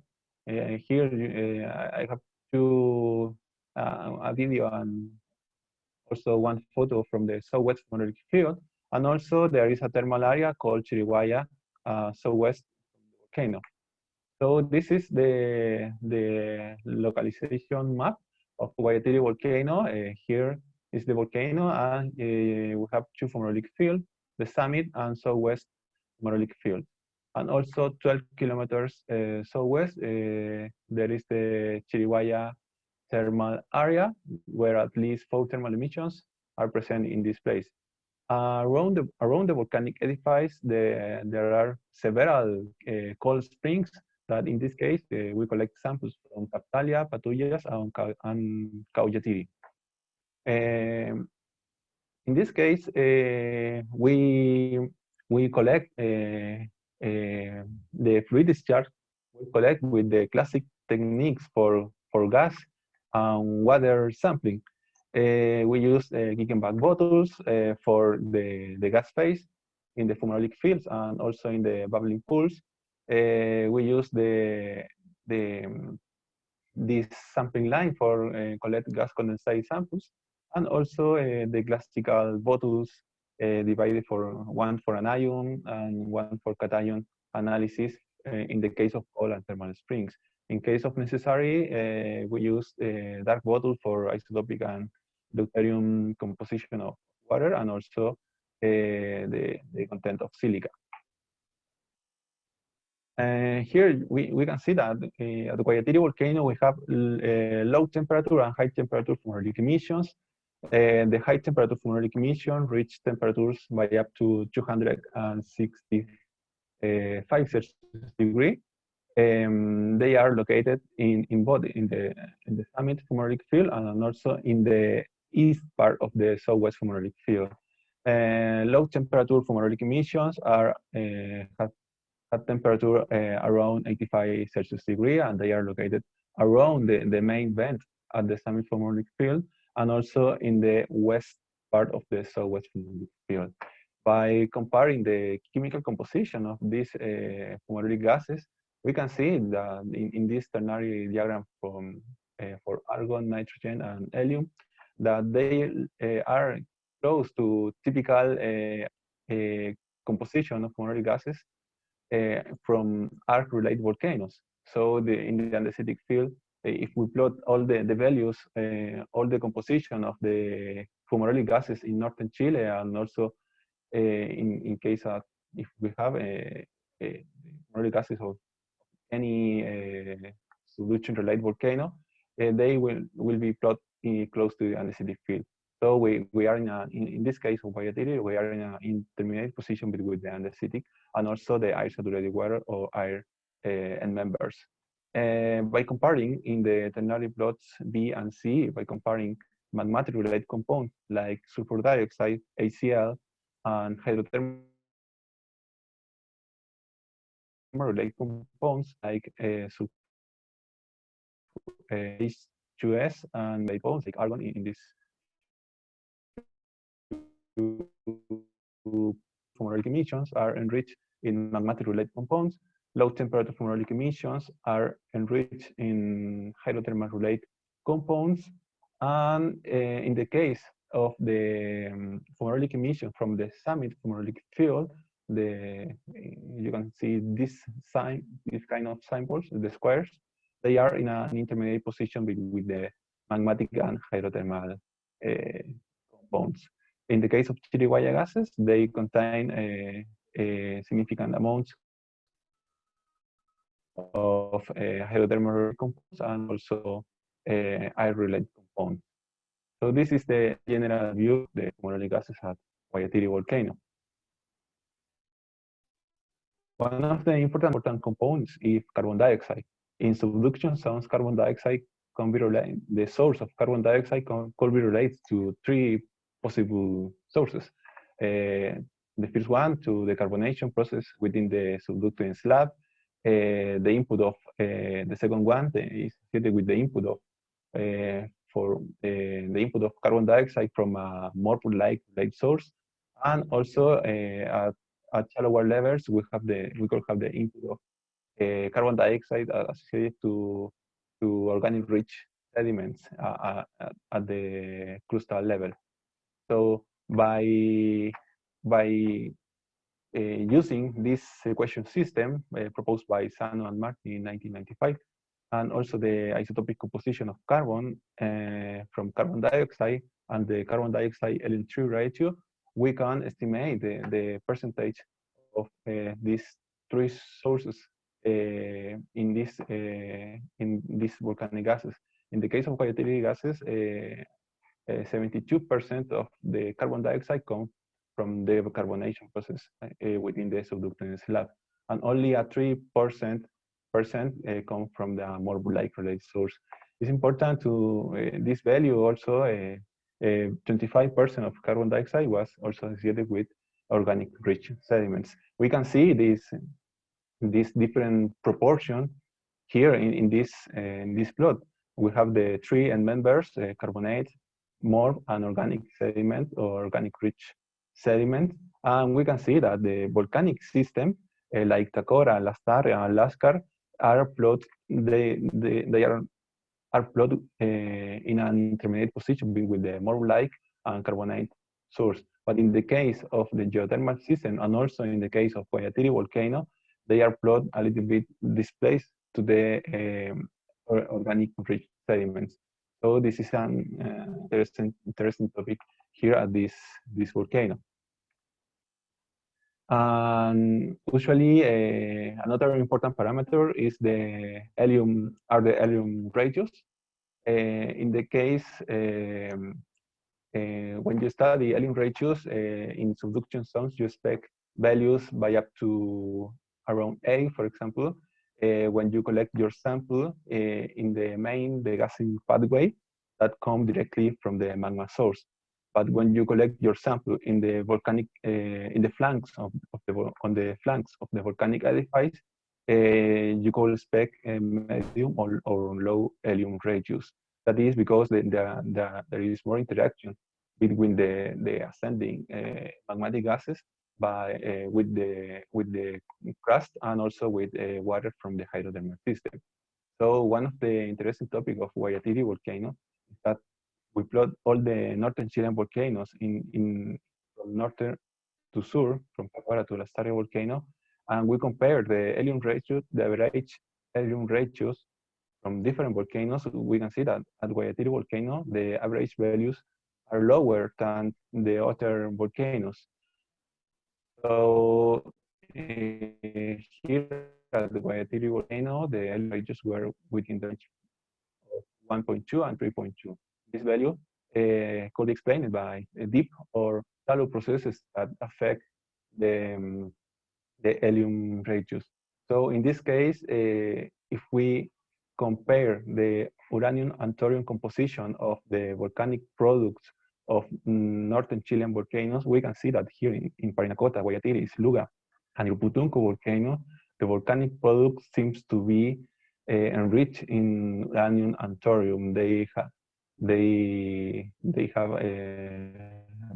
very values, and also the mean values are above the mean values. These volcanoes are above the in northern Chilean volcano. So what is the relation between uranium and thorium and the helium ratios? So the radiogenic decay of these compounds produce more helium-4. So here, if we have more helium in the magma chamber, and so the magma feed in this area are enriched in this compound, or they have an anomaly in these compounds, we expect to explain better this low helium ratios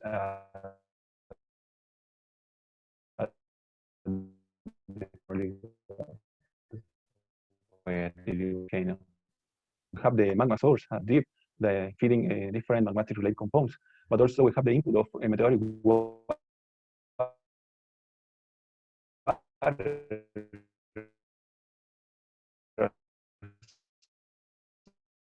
associated with the volcanic edifice. So we have the interaction between deep magma gases, and also the interaction with the input of meteoric water. So it seems to be that the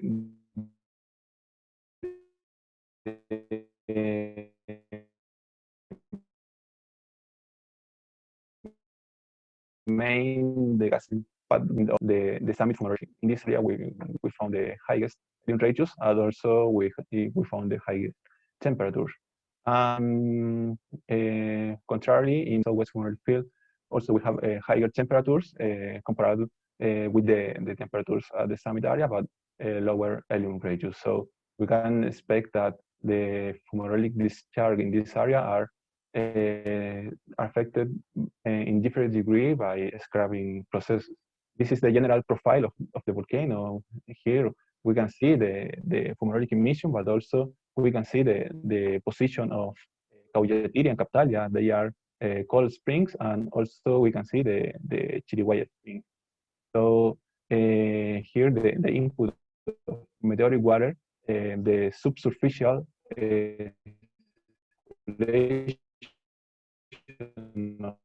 water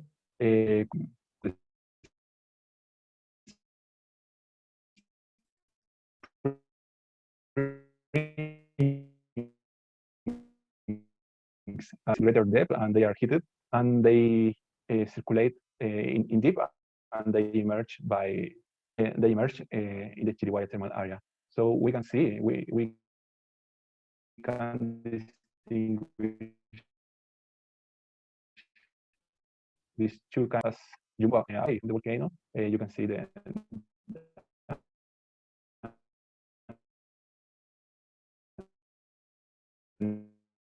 increasing the carbonate surface ratio that is expected spaces. So in order to test our hypothesis about the occurrence of the magnetic hydrothermal system of the volcano,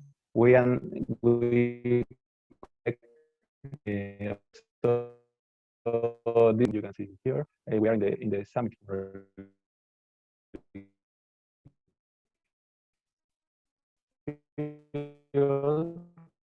And also spectroscopy microthermometric analysis on fluid inclusions.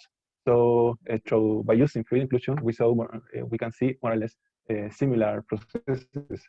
We have fluid inclusions hosted in barite and hydrite that are they have a very high homogenization temperatures and also higher salinities, and micro-Raman analysis identify carbon dioxide, H2S, sulfur dioxide, and methane.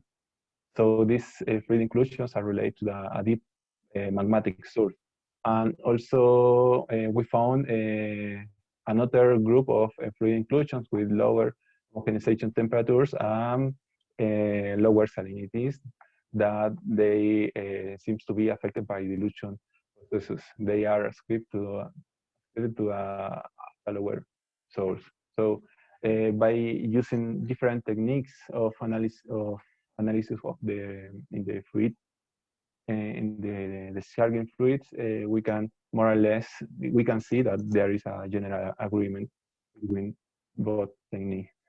And finally, here you can see the conclusion about the Guayatiri volcano.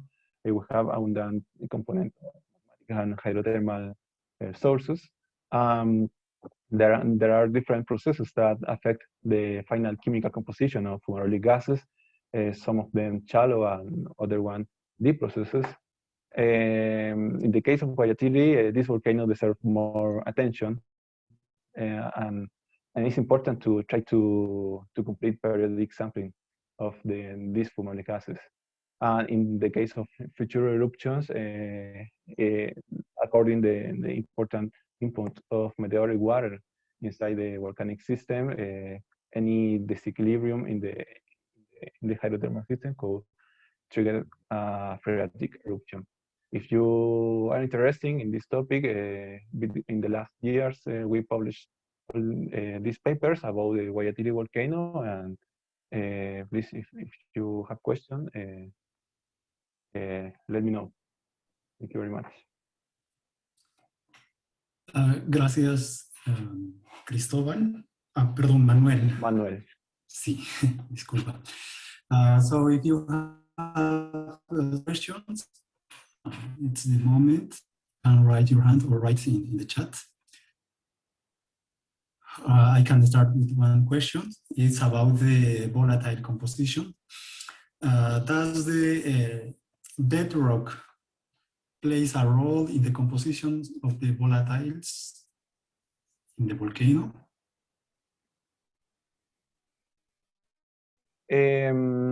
Finally, here, by studying the chemical composition of moronic gases, we can see different sources. In the case of some components, or in the case of alien radius, we can see some interference or some interaction with the host rock.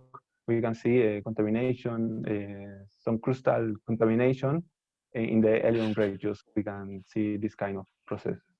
But in general terms, the study of this kind of fumarolic gases is important to know the deep source of these gases, like a bad source, and also the what happened in the hydrothermal system. How much is the interaction between the deep magmatic gases and shallow hydrothermal system. Ok, muchas gracias, Manuel, nuevamente por esta interesante presentación. Bueno, en este momento no tenemos la presencia de Leticia Freitas, quien iba a presentarnos un tema, pero vamos a, mientras tomamos un tiempo, vamos a mostrar un video muy corto. Ok.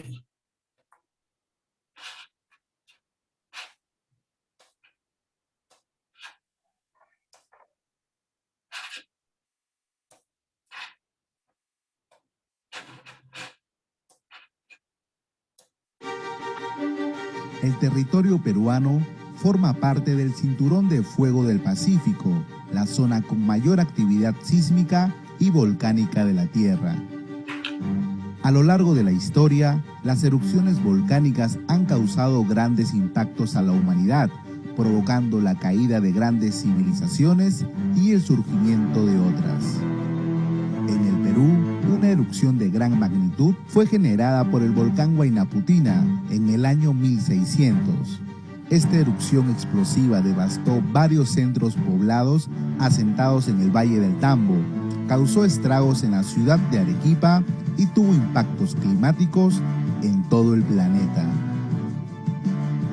La presencia de volcanes activos en el sur de nuestro país crea paisajes majestuosos, pero también representa un peligro latente para las comunidades e infraestructura desarrolladas en zonas cercanas. Incluso podría afectar zonas muy alejadas. Por esa razón, es imprescindible estudiar y vigilar los volcanes peruanos. El Instituto Geológico, Minero y Metalúrgico enfatizó los estudios vulcanológicos hace 24 años, con la publicación del Inventario de las Estructuras Volcánicas en 1997. En el 2005 dio inicio al monitoreo multidisciplinario de los volcanes activos y en el 2013 oficializó la creación del Observatorio Vulcanológico del INGEMET, OVI, ubicado en Arequipa, que cumple 8 años de contribución a la gestión de riesgo de desastres en el Perú. A lo largo de estos años, el OVI ha fortalecido su capacidad operativa, constituyéndose como un centro de investigación y de vigilancia en tiempo real de los volcanes activos y potencialmente activos.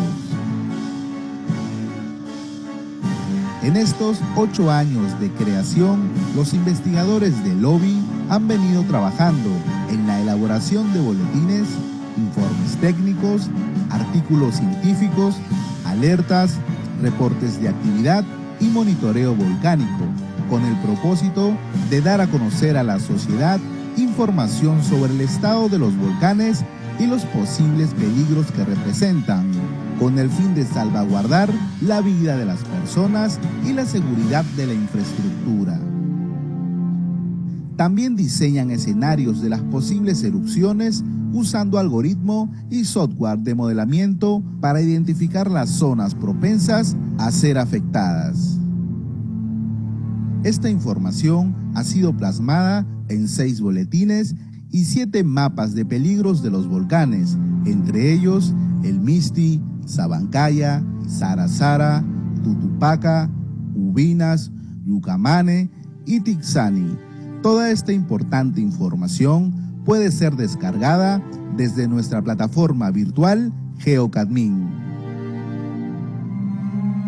Los datos e información generados por el OBI están dirigidas principalmente a las instituciones como CENEPRED, COER, COEN, INDECI, CENAMI, las municipalidades provinciales y distritales del sur del Perú, las universidades, los colegios y población en general.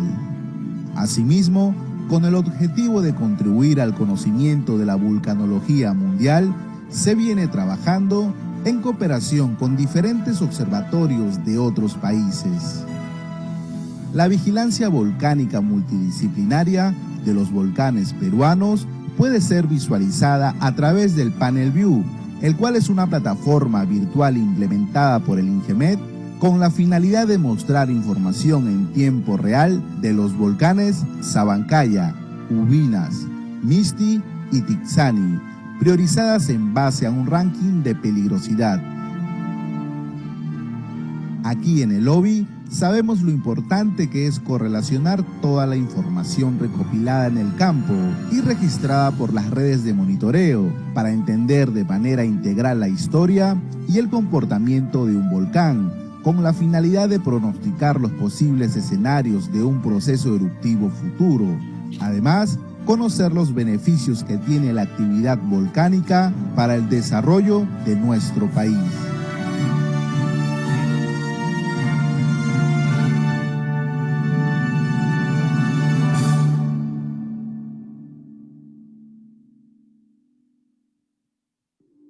Bicentenario del Perú, 2021. Gobierno del Perú. Ok, gracias Rigo. Entonces vamos a continuar con las presentaciones. The next speaker is María Paz Reyes, who is going to present challenges of regional mapping of the CBC. Okay, María, you can Thank you, already start. Thank Please. you.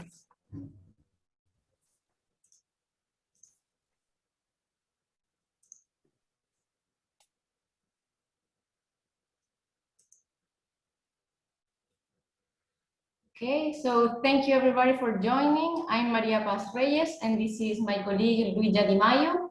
We are working together at the University of Geneva. And today we will talk to you about the challenges of regional mapping of the Central Volcanic Zone. This is a work in progress, which is part of a collaboration project between the University of Geneva, CERN Geomin, Ckelar, and the University of Singapore.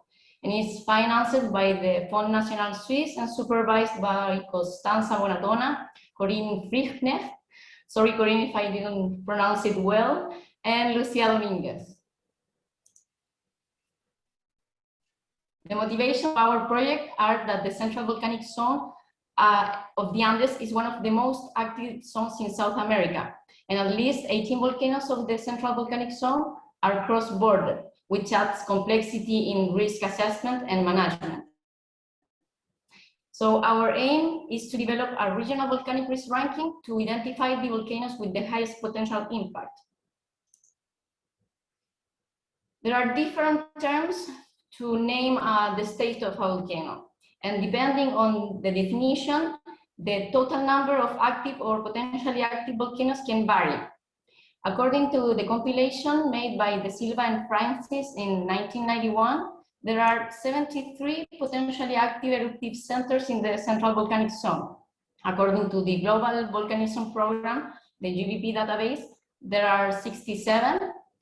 INGEMET and INGP considers 16 for the Peruvian part of the CBC. Cernajeomin 32 for the Chilean part of the CBC, and Sejemar 20, both for Argentina and Argentina-Chile border. In our approach, we consider the major eruptive centers proposed by De Silva and Francis, and some other minor eruptive centers that are also considered in the catalogs of active volcanoes from Peru, Chile, and Argentina Geological Service, giving us a total 59 active or potentially active volcanoes or eruptive centers. This figure shows the results of a global survey on border volcanoes. Red, orange, and yellow volcanoes are within 25, 100, and 250 kilometers from an international border. The upper part shows the entire large magnitude eruptive database, and the lower part just the Holocene eruptions. As we can see, our study area is located in one of the most important zones in which volcanoes within 25 kilometers of an international border are located. And complexity and diversity of volcanic hazard activity and impacts can exacerbate existing cross-border difference with respect to vulnerabilities, scientific resources, disaster management, mitigation capacity, and public awareness. And these differences affect the development of research, data, information, expertise, resource sharing, and consequently the availability of data. Risk assessments are based in the elements exposed to hazardous events and the level of vulnerability of the elements at risk. The factors that we have evaluated so far are the volcanic hazards, considering frequency of Holocene eruptions, maximum VEI in the Holocene, and existing unrest. And on the other hand, exposure relating to population, transportation, and facility densities.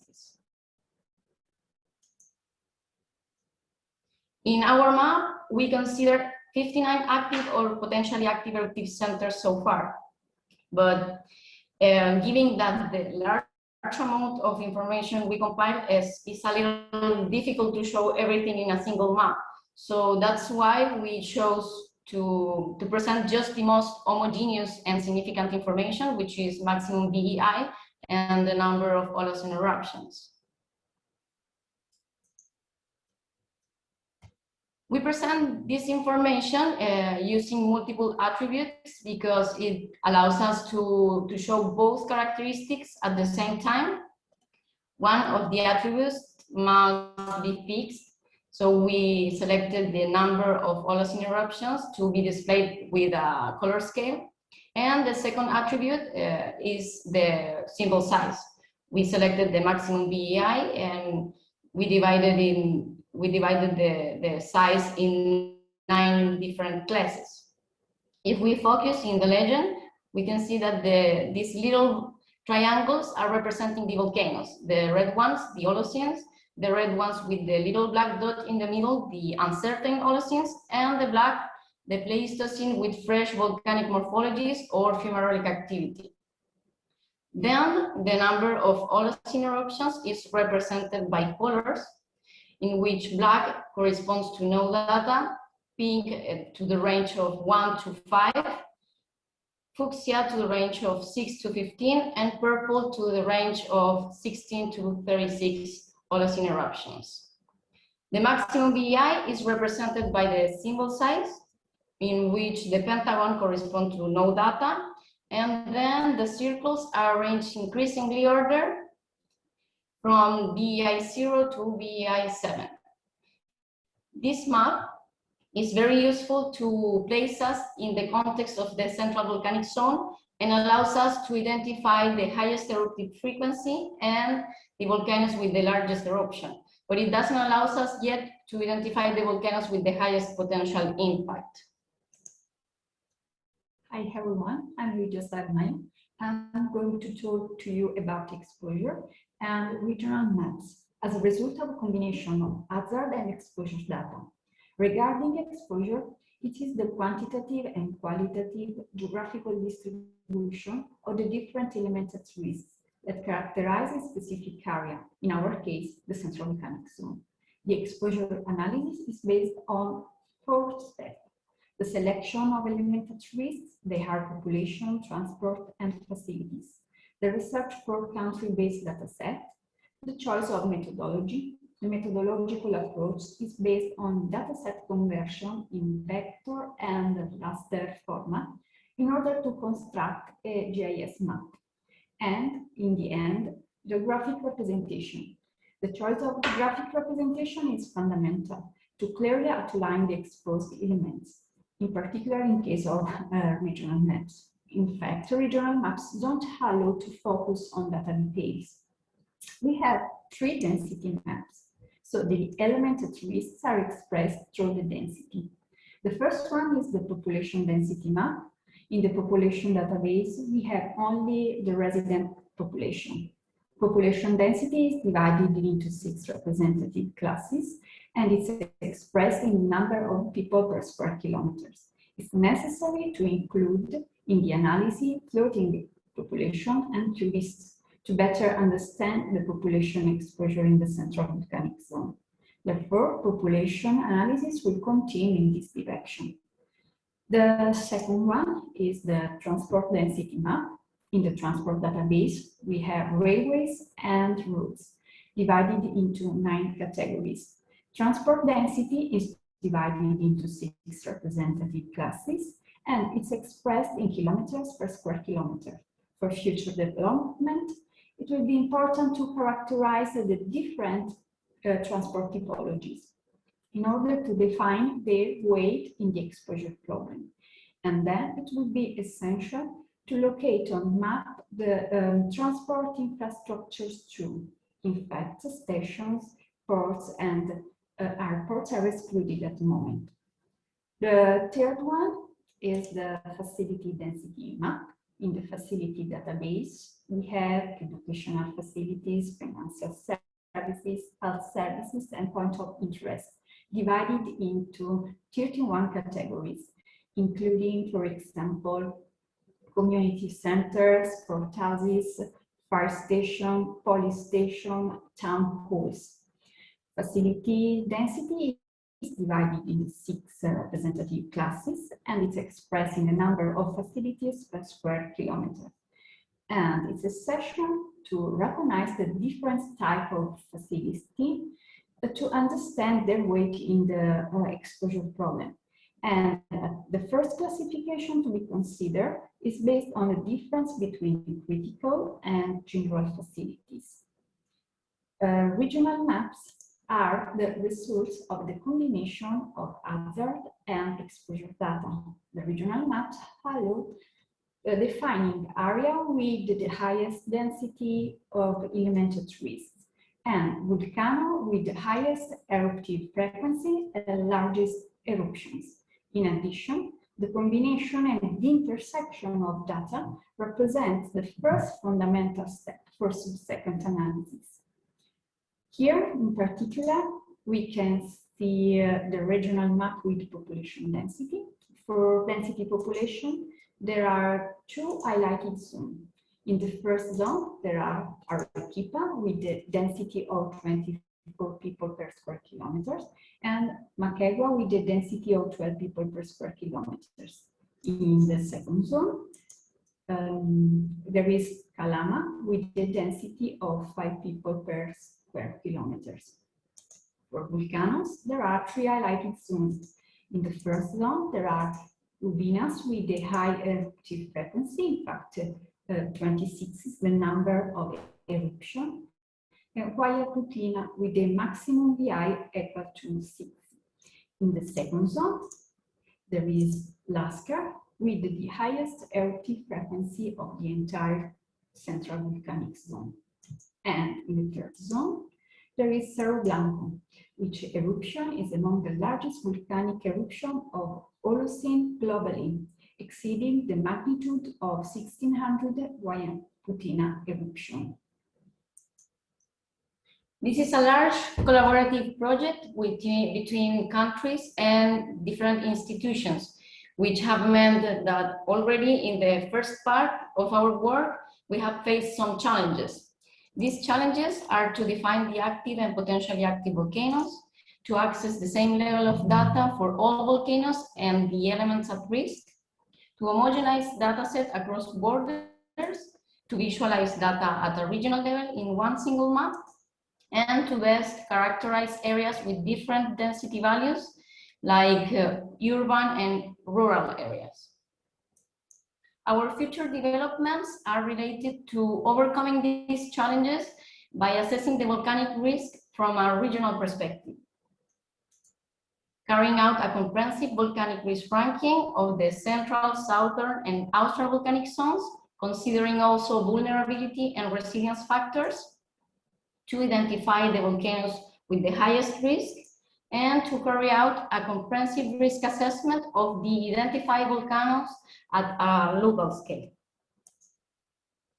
And we aim with this project and with these maps to make them useful and to make them available for population, for the public. So it will be very helpful for us if you can if you can give us your opinions. Do you think these regional maps of the Central Volcanic Zone can be useful for stakeholders?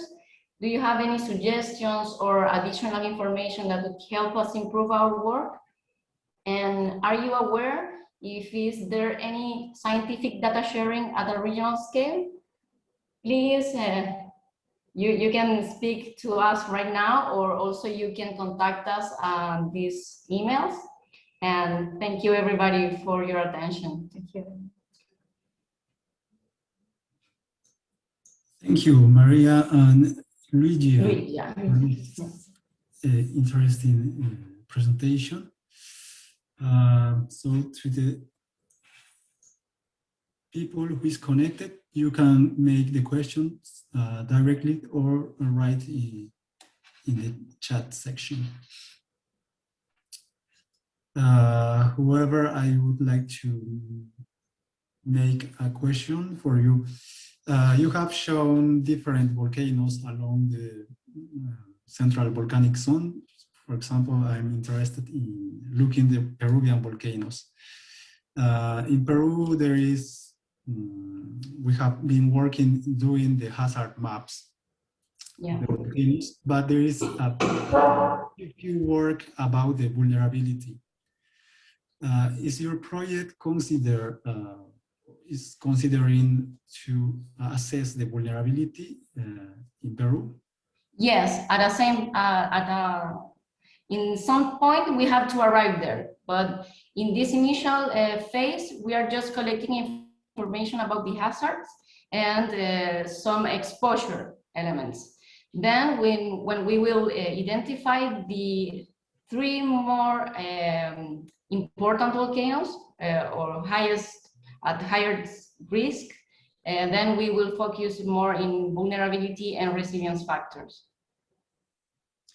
Are you assessing also all the factors of the vulnerability, for example, physical, social, or economic? Yeah, but we haven't arrived there yet. So for now, just hazard and exposure. Okay, thank you.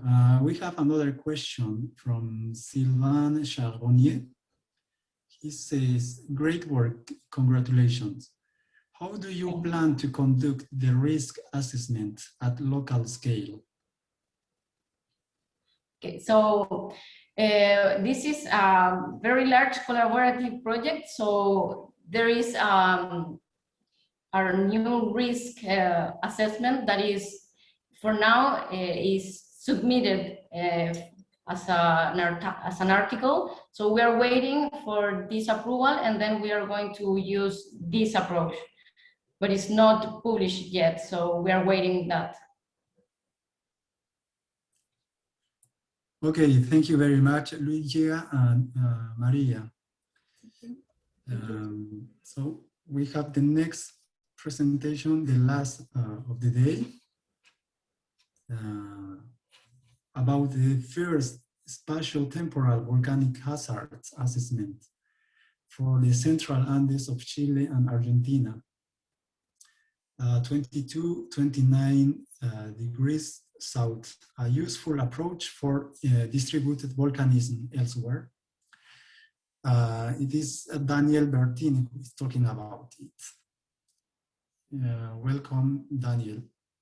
You can share your screen and start your presentation.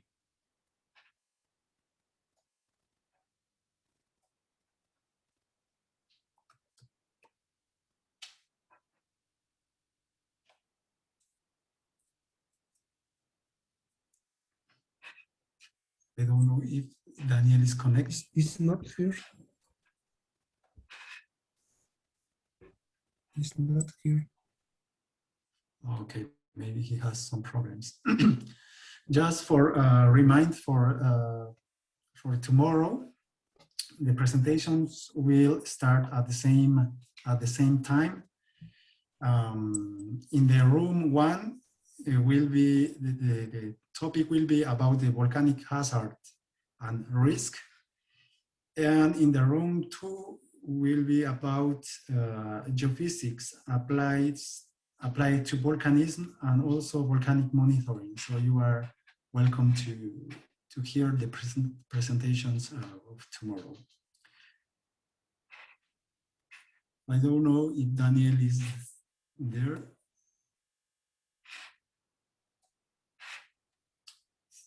Ok, bueno, si no está, ¿podríamos dar por concluida esta sesión? ¿O Sí, Felipe tiene algún mensaje?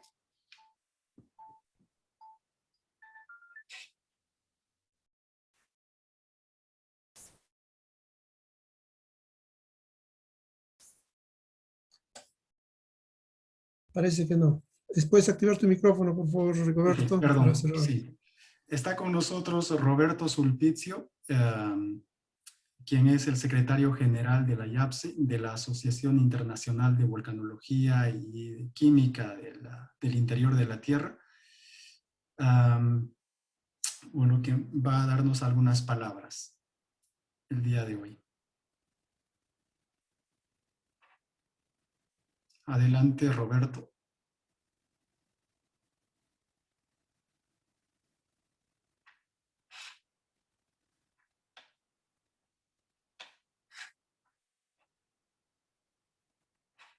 No sé si Roberto está ahí, si pueden habilitarle para que pueda brindarnos algunas palabras.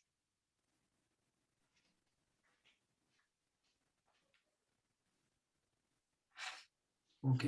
¿Me escuchan? Sí, sí, adelante, Roberto. Sí, una disculpa porque está muy complicado, parece. Okay, I will go in English, okay? Okay. So, sorry for the delay, but it was very difficult to organize everything, due also to the difference in time zone. So, I'm very happy to say some words of good meetings and good work from the IAPSE side.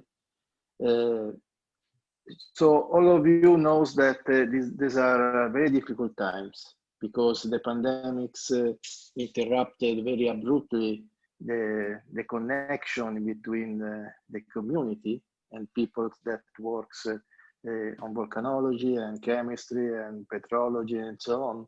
And then the working life of everyone was very, very difficult in the last 2 years. So this kind of meeting, of virtual meeting, are very welcome and very, very well seen by the IAPSE because it's the only way to maintain the contact in between the international community, to maintain network, and to maintain to guarantee the right flow of information in between all the people that work in volcanology.